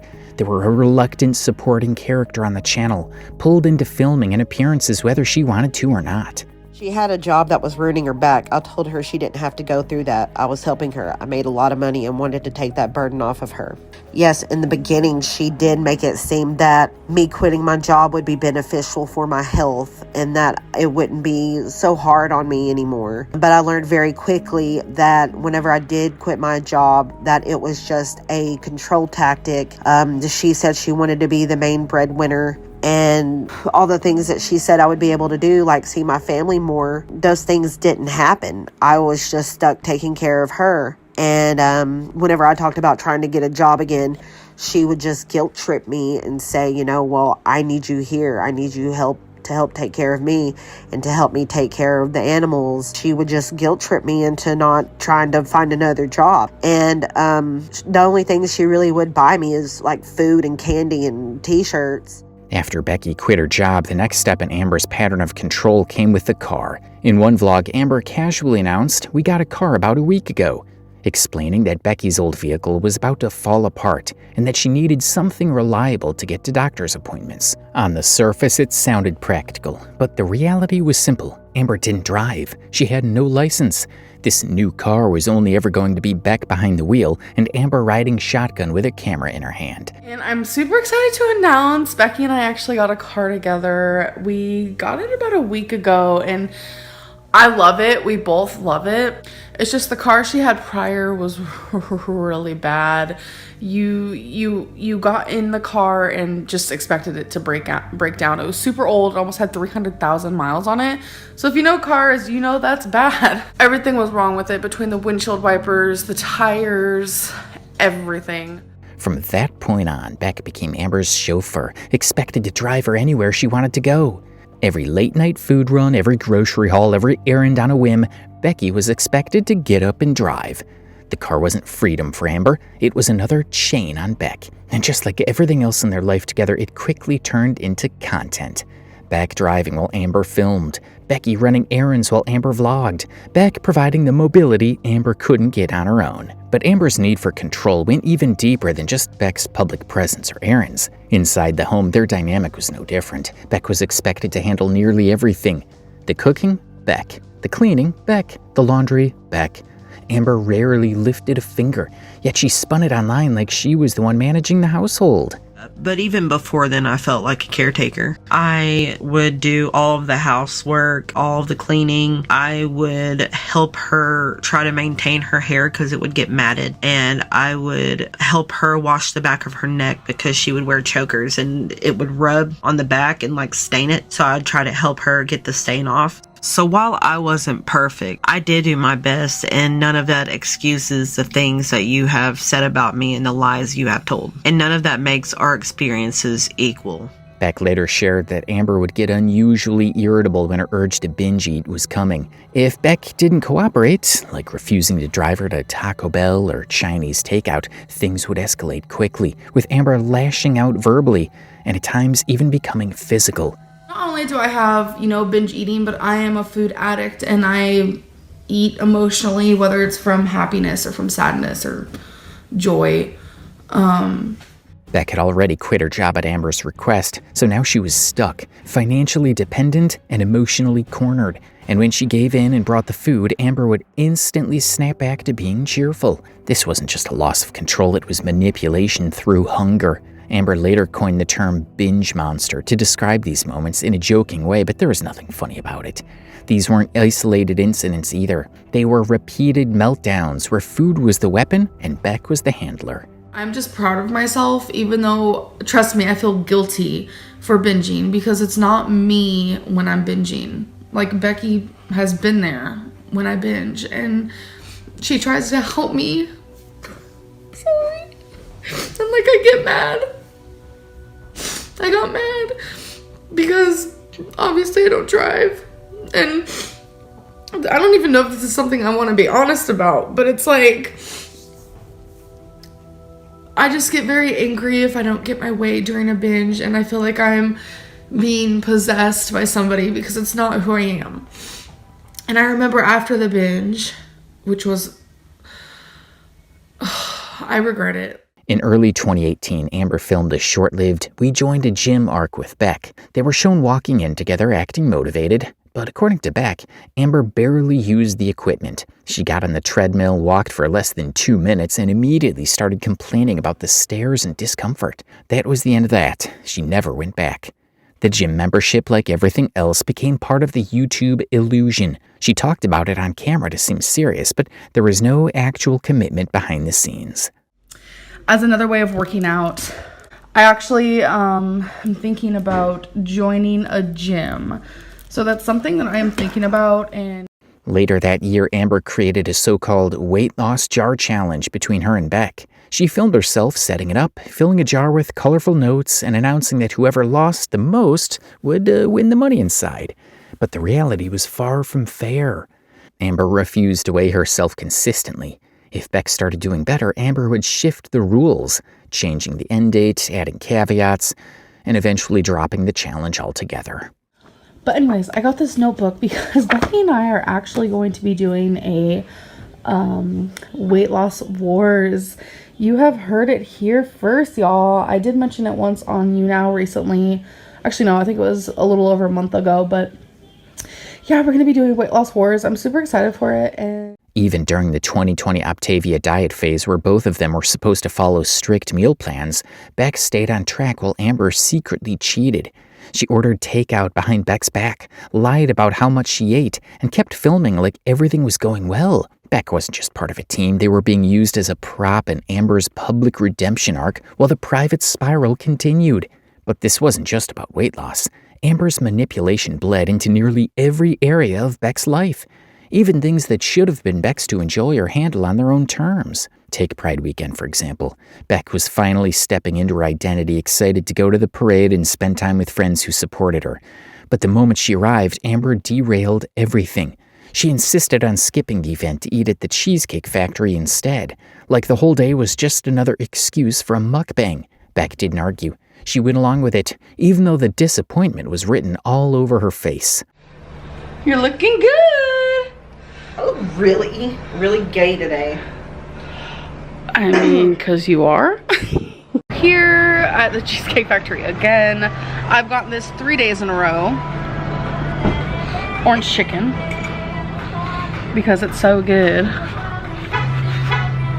What? This is so good. Yeah, we're definitely going somewhere else tomorrow before we go home. Definitely. I like Cheesecake Factory, I do. I've got something different every day. Yesterday was really good.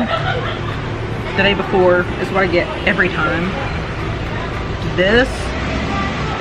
Am I showing it? Yeah. I probably wouldn't get again. No. No. Later that day, when Beck mentioned wanting to rejoin the festivities, Amber flipped it on her, making passive-aggressive comments about being left alone, framing herself as the victim. Beck ended up canceling the rest of their plans to stay by Amber's side. Even though the reason she didn't go to the Pride event was because of Amberlynn, she would later flip the script and blame it all on Beck. And it didn't stop there. In this clip, when Beck said it was a horrible date, Amberlynn immediately tried to shut her down, twisting it to sound like Beck only meant the day was hard because it was her late nephew's birthday. We're not going. And on top of that, it's a bad day for me. I don't know if you guys heard Becky, but also on top of that, it is a bad day for her. And I think everything just kind of like came down at once and we just realized... No, I said bad date. Yeah, bad day, bad date. This is actually the birthday of one of her nephews that died, so it is like a bad day. It's just like everything kind of came down at once, but it's okay. Like, we're still here, we're having a good time. And this wasn't just a one-time moment either. It was a pattern. If something wasn't about Amber, it wasn't allowed to happen. The same thing extended to the pets. Publicly, Amber would act like she was this loving pet mom. But behind the scenes, Beck was the one doing everything. Feeding them, walking them, changing the litter box. All of it landed on her. Amber acted clueless about the work involved. When Beck got frustrated, Amber would brush it off, saying stuff like, "I thought you liked doing that," or acting like it wasn't a big deal. There's also a clip where Beck is visibly disgusted while talking about the litter box situation, implying it was really bad, and Amber just laughs it off. This showed how little she cared about actual caretaking. To her, the pets were just accessories for the vlog. Even though Amber's relationship with Beck was clearly manipulative and unhealthy, she constantly proclaimed how deeply in love she was. But just like so many other things, this too would later be exposed as a lie. After breaking up with Destiny, Amber struggled to cope for a while. But as soon as she started dating Beck, she acted like she had completely moved on. The sudden shift, however, made people suspicious that Amber was still in love with Destiny despite her attempts to mask it. She constantly tried to spend time with Destiny and her new girlfriend Dana, even sneaking around behind Beck's back at times. I really need to build up my stamina, but I don't normally go to the gym looking like this. I know this is very weird to see me like in full-fledged makeup, but I have plans after this and my home is about 45 minutes from the gym. But Destiny and Dana aren't too far away from here, so I'm actually just gonna go walk to where they are. Literally, it's not that far, so I'm just gonna let Becky do her own thing. I don't want to rush her because that's just not right of me. So I'm just gonna go hang out with them for a little bit and wait for Becky to be done. They often went on double dates, and Amber would go out of her way to impress Destiny, even with Beck sitting right there. And viewers definitely noticed. Every time Amber posted a vlog with Destiny, people pointed out the dynamic and asked if she still had feelings for her. Amber, of course, denied the accusations completely. But this was a lie. Years later, Amberlynn admitted that she hadn't moved on from Destiny at all while she was with Beck. In fact, she confessed she was still in love with Destiny for nearly a year and a half after their breakup. And Destiny doesn't even know this, so I'm sure you guys will message her. So when I first got with Becky, I was very open about everything that I was feeling, what I've been through. That's just the type of person I am. I'm very transparent, especially if I'm fixing to be in a relationship. I want to say probably upwards to a year and a half after Destiny and I broke up, I was still in love with her. I was able to separate that though from the love that I felt for Becky. I was also in love with Becky, and I know there's like this like thing where people like you can't be in love with two people at once. You can. Amberlynn wasn't just lying to Beck and her audience when she claimed she had no feelings for Destiny. She was also putting on an act of moral superiority. Whenever people asked, she insisted that having emotions for someone else while in a relationship was cheating, all while secretly doing the very same thing. But the whole situation only got worse once Beck realized Amber still had feelings for Destiny. During a live stream, Beck confronted her about it. Instead of owning up or apologizing for what she herself had called emotional cheating, Amber scrambled for a ridiculous excuse. She pointed to Beck's celebrity crush on Kate Winslet, claiming that was cheating too. And even worse, because according to Amber, Beck would sleep with Kate if given the chance. Destiny can. The difference is... No. Hold up, Jesus. Oh my God. The difference is... I don't want to have sex with Destiny. You want to have sex with Kate. I don't want to have sex with Kate. Yes, you do. You want to lick that clit. Whatever. During this time, Amber's binge eating spiraled further out of control and her weight climbed to a staggering all-time high of 572.4 pounds. By August 2018, Amber's weight had begun creeping further into her daily life. Simple movement became harder and harder, and as a result, her vlogs shifted almost entirely indoors. Things eventually reached the point where Amber was spending nearly every day confined to her bed, a period viewers would later dub the bed-bound era, which lasted for over a year. As a consequence, every household chore fell onto Beck. But what made it even worse was that, on top of cooking, cleaning, and managing the home, Beck was also forced to take care of Amber's personal hygiene. By Amber's own admission, she couldn't bathe herself for much of 2018 and 2019. I couldn't shower at all. There was a large portion of 2019, if not the whole 2019, where I literally couldn't shower. Oh my God, okay. I bathed in bed.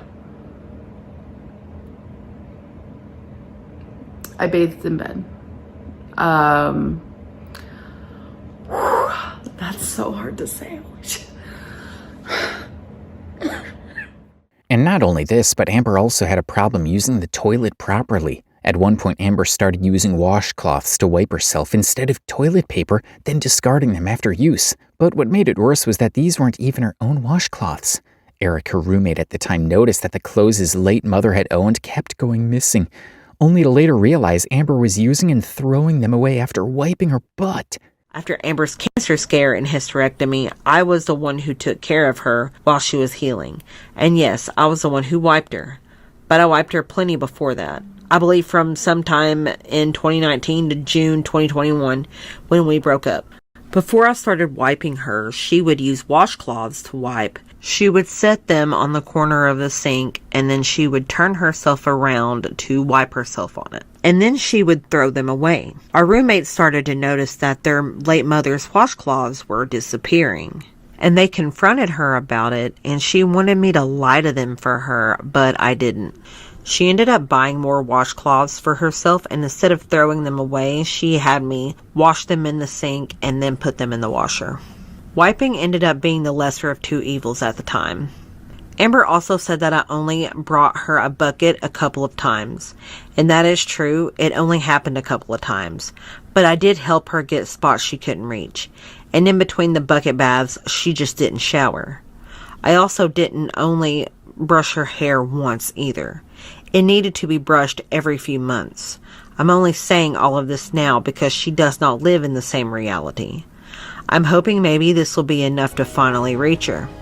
She and some others don't realize that you don't wipe someone and groom someone that you don't care for. And when Beck finally confronted her about it, Amber turned the situation around and started asking Beck to wipe her instead. She framed it as a sign of love, a twisted way to push the boundaries of what Beck was willing to tolerate. And once Beck gave in, Amber made them hand wash the soiled clothes before putting them in the laundry. By this point, the relationship was only continuing because Beck hadn't yet found the strength to stand up for herself. Unfortunately, Amber's manipulation kept them trapped, unable to sense something that was already falling apart. Meanwhile, Beck's mental health began to deteriorate. They were visibly less happy on camera and lost a noticeable amount of weight in a short period of time. Even though Beck hadn't spoken publicly about it, viewers were already speculating that their mental and physical health were in decline. Soon enough, Amber confirmed it herself, exposing Beck's private medical information on camera and revealing they'd been diagnosed with diabetes and bipolar disorder, all without Beck's permission. She's going through some withdrawals because her, therapist? They're having her go off of a certain medicine, and she's withdrawing really bad. Beck started taking medication for both of these diagnoses. But unfortunately, the bipolar diagnosis was wrong, which would take months for them and their doctors to realize. Throughout those months, Beck was taking the bipolar medication, and it made things much worse than they had ever been. Her face started to look gloomy, and she was talking and acting very slowly. Despite Beck's severe condition, Amber still made her do everything almost carelessly. She made Beck drive even though she knew she wasn't okay to drive and might cause an accident. Lexington today, and I know this is like a fat shaming joke that everyone talks about, but yes, we are going to the Cheesecake Factory. I have not been there in forever, and you guys know that because every time I do go there, I do. Not only this, but when people questioned her, Amber doubled down and said that Beck was perfectly fine to do anything, despite the reality being otherwise. As days passed, Beck's situation got worse and worse, and so did Amberlynn's neglect. She would film Beck when they clearly weren't in a good mood. She would try to annoy her and so on. I'm sad. Look at this. She has like healthy, beautiful hair. Are you sure you want to do this? Do you know how hard it is to take care of? Seeing this, Beck's family became very concerned for her, especially Beck's mother, Norma. Norma tried to advise Beck to leave the relationship since she saw right through Amberlynn's many bad behaviors. Beck, who had already had enough of Amberlynn's antics, accepted their mom's advice and tried to break up with her. But the problem was, Beck couldn't. Every time she brought up breaking up, Amber would either swear up and down that she would fix things and do better, or she would say that Beck wasn't mentally healthy and didn't really mean to break up with her. Amber, that makes it sound like you wanted to break up with her for being sick. No, she wanted to break up with me. Yeah. And I said, no, I'm going to be here for you. I'm going to stand by your side. Yeah, it was me. I tried to end it. Because her brain was not working. And I said, nope, I'm not having it. We're going to stand together. She wanted to deal with it alone, and I said, I'm going to be right by your side, and it's not happening. In the middle of this, Beck's mental health improved as soon as they stopped taking the bipolar medication, and so this should have been the best time for Beck to finally end the relationship and move on. But something happened that put Amberlynn back in a position of manipulation. Amber's cancer diagnosis. At this point, years had passed since Amberlynn had seen a doctor, and ironically enough, she had expressed multiple symptoms that suggested she might have an underlying problem. But this neglect eventually caught up with her, and soon enough, she was diagnosed with uterine cancer. Update, you guys. I've been having panic attacks. Oh, God. So I got my results back, and I do have cancer. I have womb cancer. And so it's uterine cancer. And Amber then decided to take her weight seriously and promised to do whatever was required to lose weight in order to avoid complications with her surgery. But she quickly fell back into her old habit of binge eating. Not long after making that promise, and even gained weight, despite being only a few days away from her cancer treatment surgery. Following Amber's diagnosis, things became very hard for Beck. She effectively became Amber's servant more than ever, and they were expected to handle literally everything. But unfortunately for Beck, something even more devastating happened during this period: their mother's illness. Beck's mother, Norma, had been diagnosed with cancer months earlier and had been undergoing treatment, but this time it had gotten much worse. Doctors had already told her she didn't have much time left to live. Norma, who was already missing her child, since Amber rarely allowed Beck to visit family, now needed Beck more than ever and wanted to see them. But sadly, Beck couldn't visit their mother, not even once during this harsh period, because Amber couldn't live or breathe without her. She guilt-tripped Beck whenever they wanted to see their own mother, and Norma died during this time before Beck was able to see her. Forcing me to spend all my time with you kept me from my mom while she was dying. These were the darkest moments of my life. I look back on them now and wish I could slap myself awake from a nightmare. I don't know why I let her control me so much. I wish I would have just run away and told her no. I have so many regrets from that time, but she knew what she was doing. She knew she was manipulating me into isolating myself from my own family, begging me to spend time with her instead of my mom, causing rifts between us in the very little time I had left with her. I hate that because of Amber and her hold on me, I wasn't there for my mom the way I wanted to be. I hate that I don't remember our last Christmas together. I hate that she cried for me when she was losing so much. Beck was devastated by the loss, as Norma wasn't just her mother, but also a close friend. Yet even though Amber was the very reason Beck lost contact with her mother during her final days, and the one person who should have been comforting Beck, Amber did the opposite. She spun the entire situation and made it about herself, claiming she was the one who was devastated. Not only this, but on the day Norma was about to be buried, Amberlynn and Beck were driving and stopped to look for a headstone. Amberlynn, however, didn't get out of the car. Instead, she stayed inside filming a video. And rather than respecting the moment, Amber shifted the subject from Norma's death to something completely unrelated, making content out of it and once again showing just how disrespectful she was to Beck and her family. The guys who are against gay marriage are the guys who watch lesbian porn and get turned on by it. Though Beck wanted to leave the toxic relationship, she wasn't able to. She had no job and no money, which left her with only one option: stay with Amber and endure the manipulation. Soon after, Amber pushed Beck hard to propose to her, even though Beck wanted to end the relationship and Amber knew it. Eventually, Beck gave in and put an engagement ring on Amber. Finale question. Any upcoming date plans for you and your girlfriend? I guess. Despite being the one who pressured it, Amber was strangely nonchalant when announcing the engagement on YouTube. This led many to speculate it was just another gimmick she invented to appear cool to her viewers. Even though it took far too long, Beck eventually made the decision to walk away from the relationship after Amber crossed another terrible line, invading her privacy in the most humiliating way possible. Amber had always checked Beck's phone whenever she wanted, even though the reverse was never true. But this time Amber went too far. Beck and her roommates had a private group chat that Amber wasn't part of, despite repeatedly asking to join. One day Amber took Beck's phone and, pretending to be her, messaged the group asking if she could be added. Beck later discovered this and was furious. She had started pretending to be me in text messages because I'd had a group message with Eric and Ricky that we had had for years.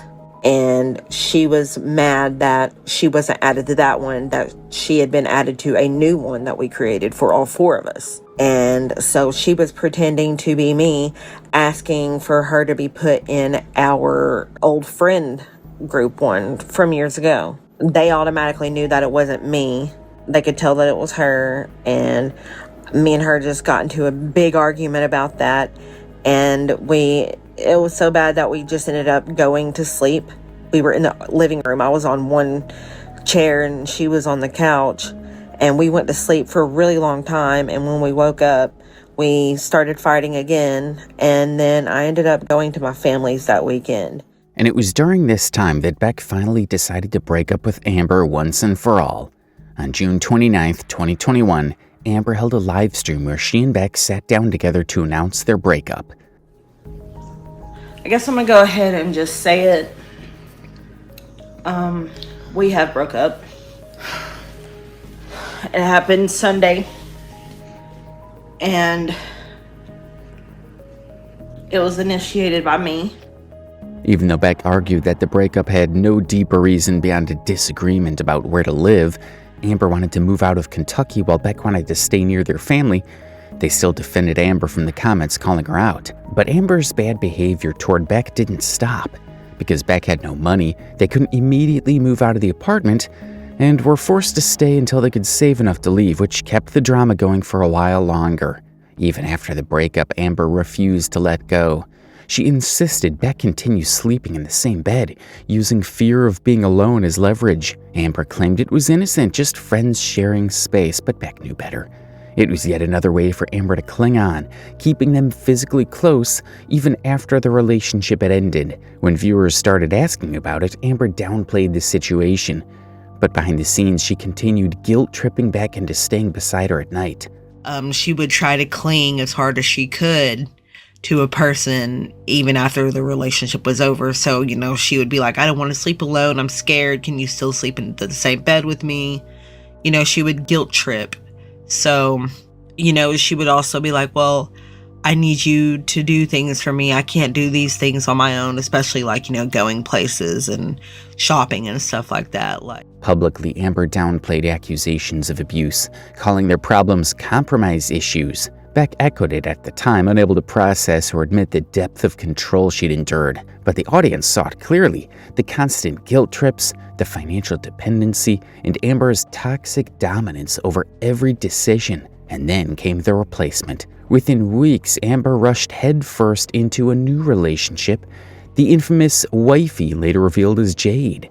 She paraded the romance online, comparing Beck unfavorably to her new partner, saying Jade pushed her to better herself in ways Beck never had. The truth was simpler: Jade was another person Amber could trap in the same cycle. But for Beck, it was like salt in the wound. Not only had Amber moved on immediately, she weaponized the new relationship to make Beck feel worse. Even worse, when Amber accidentally gave away Jade's identity through careless live streams, she blamed Beck for outing her, throwing her under the bus once again. Finally, Amber still had Beck in her grip. She offered to pay Beck to appear on live streams, bragging about being her boss. It wasn't a kind gesture, it was power. Beck, desperate for money until she could move out, agreed, but the dynamic was humiliating. Amber reminded everyone who held the purse strings, reducing Beck to a sidekick whose presence was monetized like any other prop. Yes, that means you're gonna get money. Oh yeah, you are, because I'm giving you money for this live stream. Look at you! You have a job! I have a job. I know, but already. I'm like someone's boss. No, you ain't. I'm leaving. I pet it on rarity and now my one finger itches. What does that mean? Does that mean I'm cursed? But she loves me. Why would she curse me, you know? Right. Nah, she's not my boss. She knows I won't listen to a damn thing she tells me to do. Well, if she wants to get paid, I can get money somewhere else. Then do it. You are fired. I'm gonna have my own channel and then I'm gonna be your boss. And when the audience warmed to Beck, showering her with kindness, Amber's jealousy came boiling through. She would cry off camera when Beck got more attention, pulling sympathy back to herself. The live streams became a constant tug of war, Amber doing everything to remind Beck who was still in control. The ugliest moment came when Amber tried to paint Beck as neglectful during a stream. Beck, finally at her breaking point, fired back with the truth. She had wiped Amber. It was raw, humiliating, and something Amber had desperately wanted to keep hidden. The audience never forgot. Yeah, that car out there is mine. I didn't get to name it. Yeah, that car out there is mine. Who's the one that takes it to get all their oil changes? Becky. With it? Who's the one that drives it? Who's the one that's been taking care of it? Come here. Yeah. Such a lie. Oh my god. That is not. Beck hadn't planned to expose her like that, but years of being minimized pushed her to say it out loud. It shattered Amber's curated image and left Beck carrying the weight of a secret that should have never been hers in the first place. By the time Beck moved out, Jade had already moved in. Amber had no use for Beck anymore, and her final betrayals showed it. She withheld money Beck was owed from the live streams and even seized their joint bank account, leaving Beck nearly penniless. Beck was forced to rent a U-Haul with barely enough funds to cover a single day, crying as she tried to pack everything in time. Amber, instead of showing an ounce of compassion, laughed about Beck's struggle to pay for more time. After escaping, Beck faced a new reality: no stable income, no savings, and the trauma of 4 years under Amber's control. She turned to Uber Eats, dealt with endless car troubles, and set up a GoFundMe, which only led to more criticism when the money was spent on bills as well as repairs. Beck admitted later that she handled the backlash poorly, snapping at people online. But the truth was simple: she was surviving. For the first time in years, Beck had to take care of herself, while Amber sat comfortably with her new girlfriend, flaunting the life she built on Beck's back. The cruelty didn't stop. Amber later claimed Beck was to blame for her late cancer diagnosis, saying Beck hadn't pushed her hard enough to see a doctor. This despite the fact that Eric, Ricky, her own family, and Beck all told her to repeatedly seek medical care. It was pure deflection, a way to shift accountability from herself to the partner she had already discarded. And layered on top of that was another deception. Amber admitted she had been questioning herself the entire 4 years she was with Beck, but had hidden it. Beck remembered asking her directly, offering support, and being met only with defensiveness and denial. After the breakup, Amber spun it as if Beck had held her back from being her true self, when in reality it was just another lie to rewrite history. Apparently the entire 4 years that me and Amberlynn were together, she was questioning her sexuality. And she knew. She knew the whole time. Meanwhile, Beck's mental health collapsed. She was hospitalized in a psych ward, arrested over a minor license issue that cost her their insurance and medication, and left in financial ruin. Years of caretaking had drained her dry. She described feeling broken, terrified of relationships, and full of regret for lost time, especially with her mom, who had passed during their years with Amber. Caring for Amber had come at the expense of caring for herself and their family, a guilt Becky carried heavily.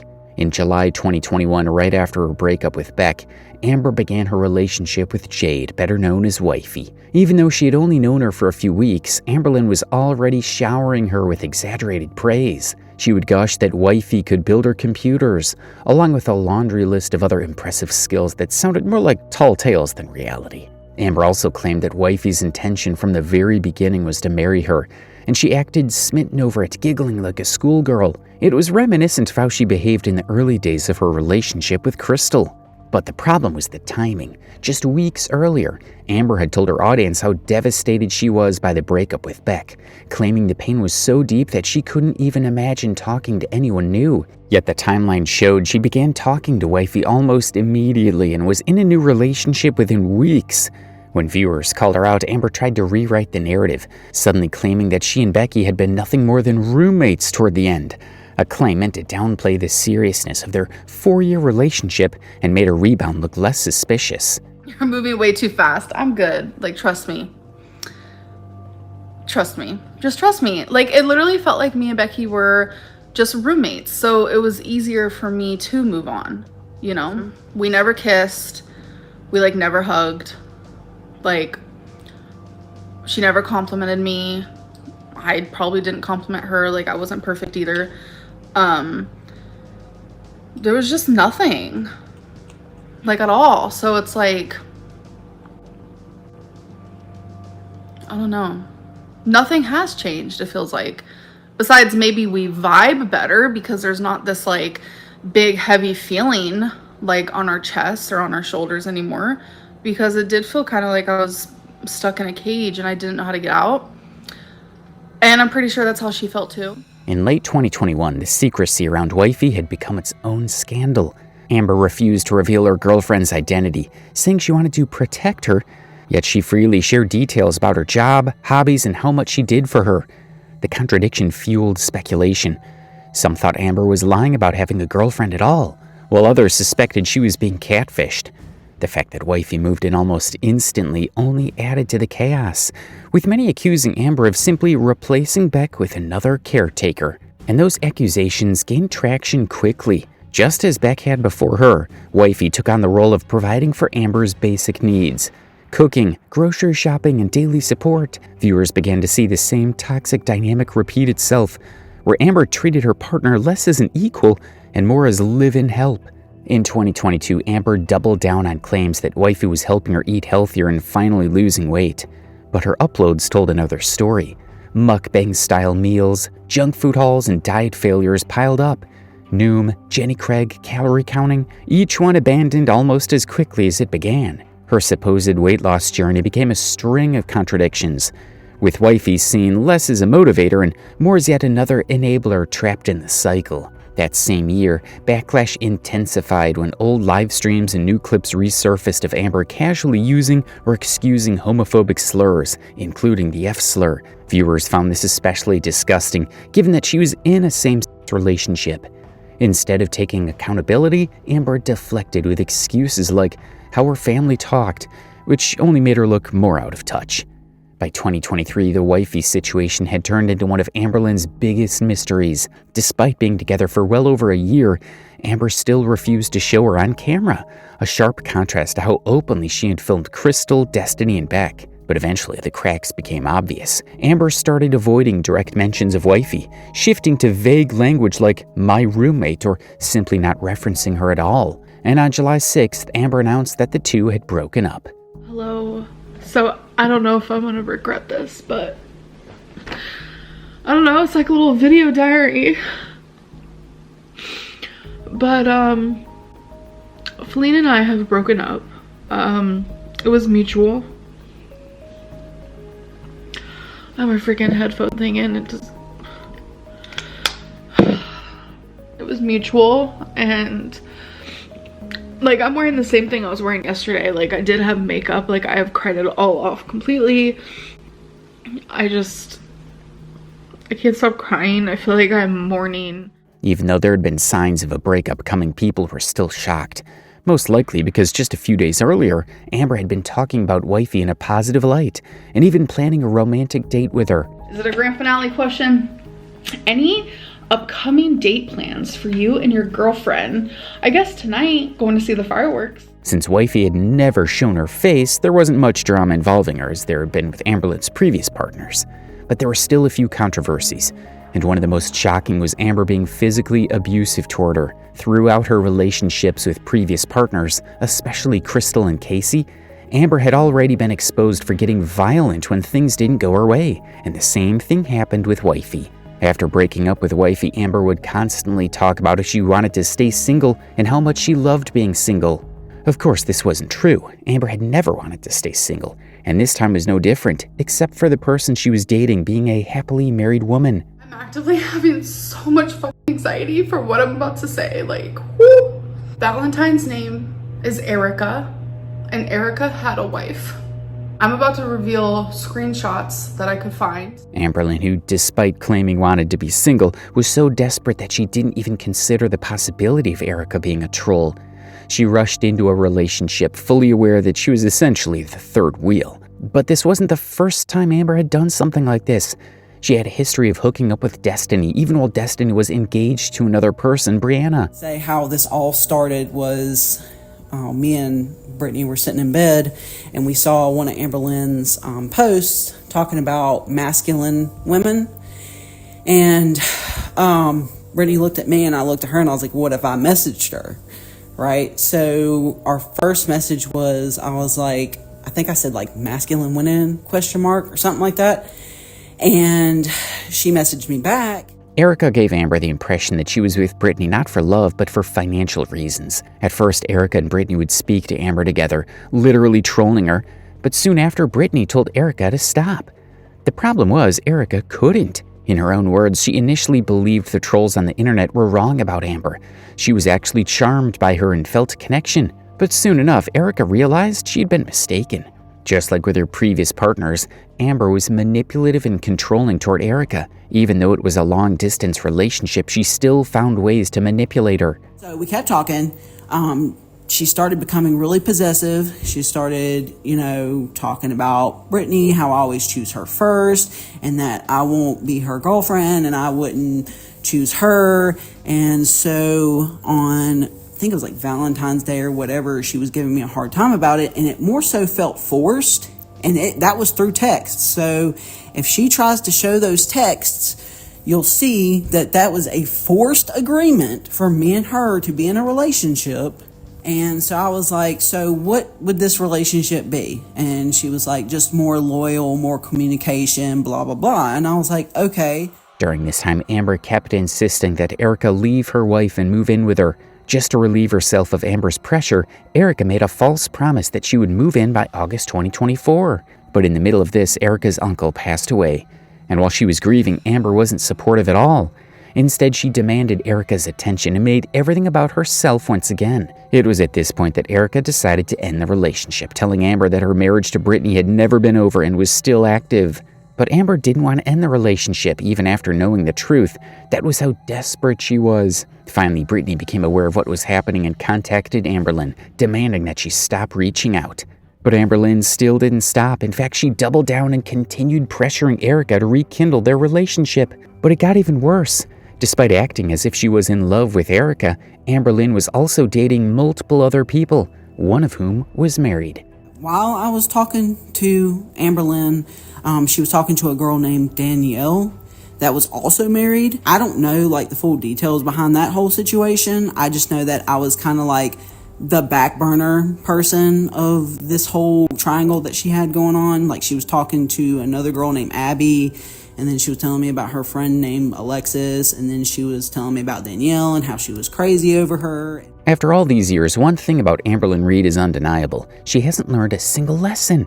From failed diets to fake diagnosis, from manipulation to outright abuse, the pattern never changes. Every breakup, every health scare, every chance at redemption turns into the same cycle.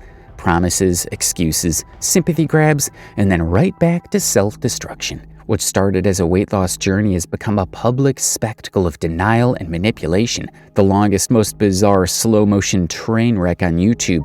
And instead of pulling the brakes, Amber keeps pushing forward, proving time and time again that she's not interested in change, only in dragging the crash out for as long as people are willing to watch.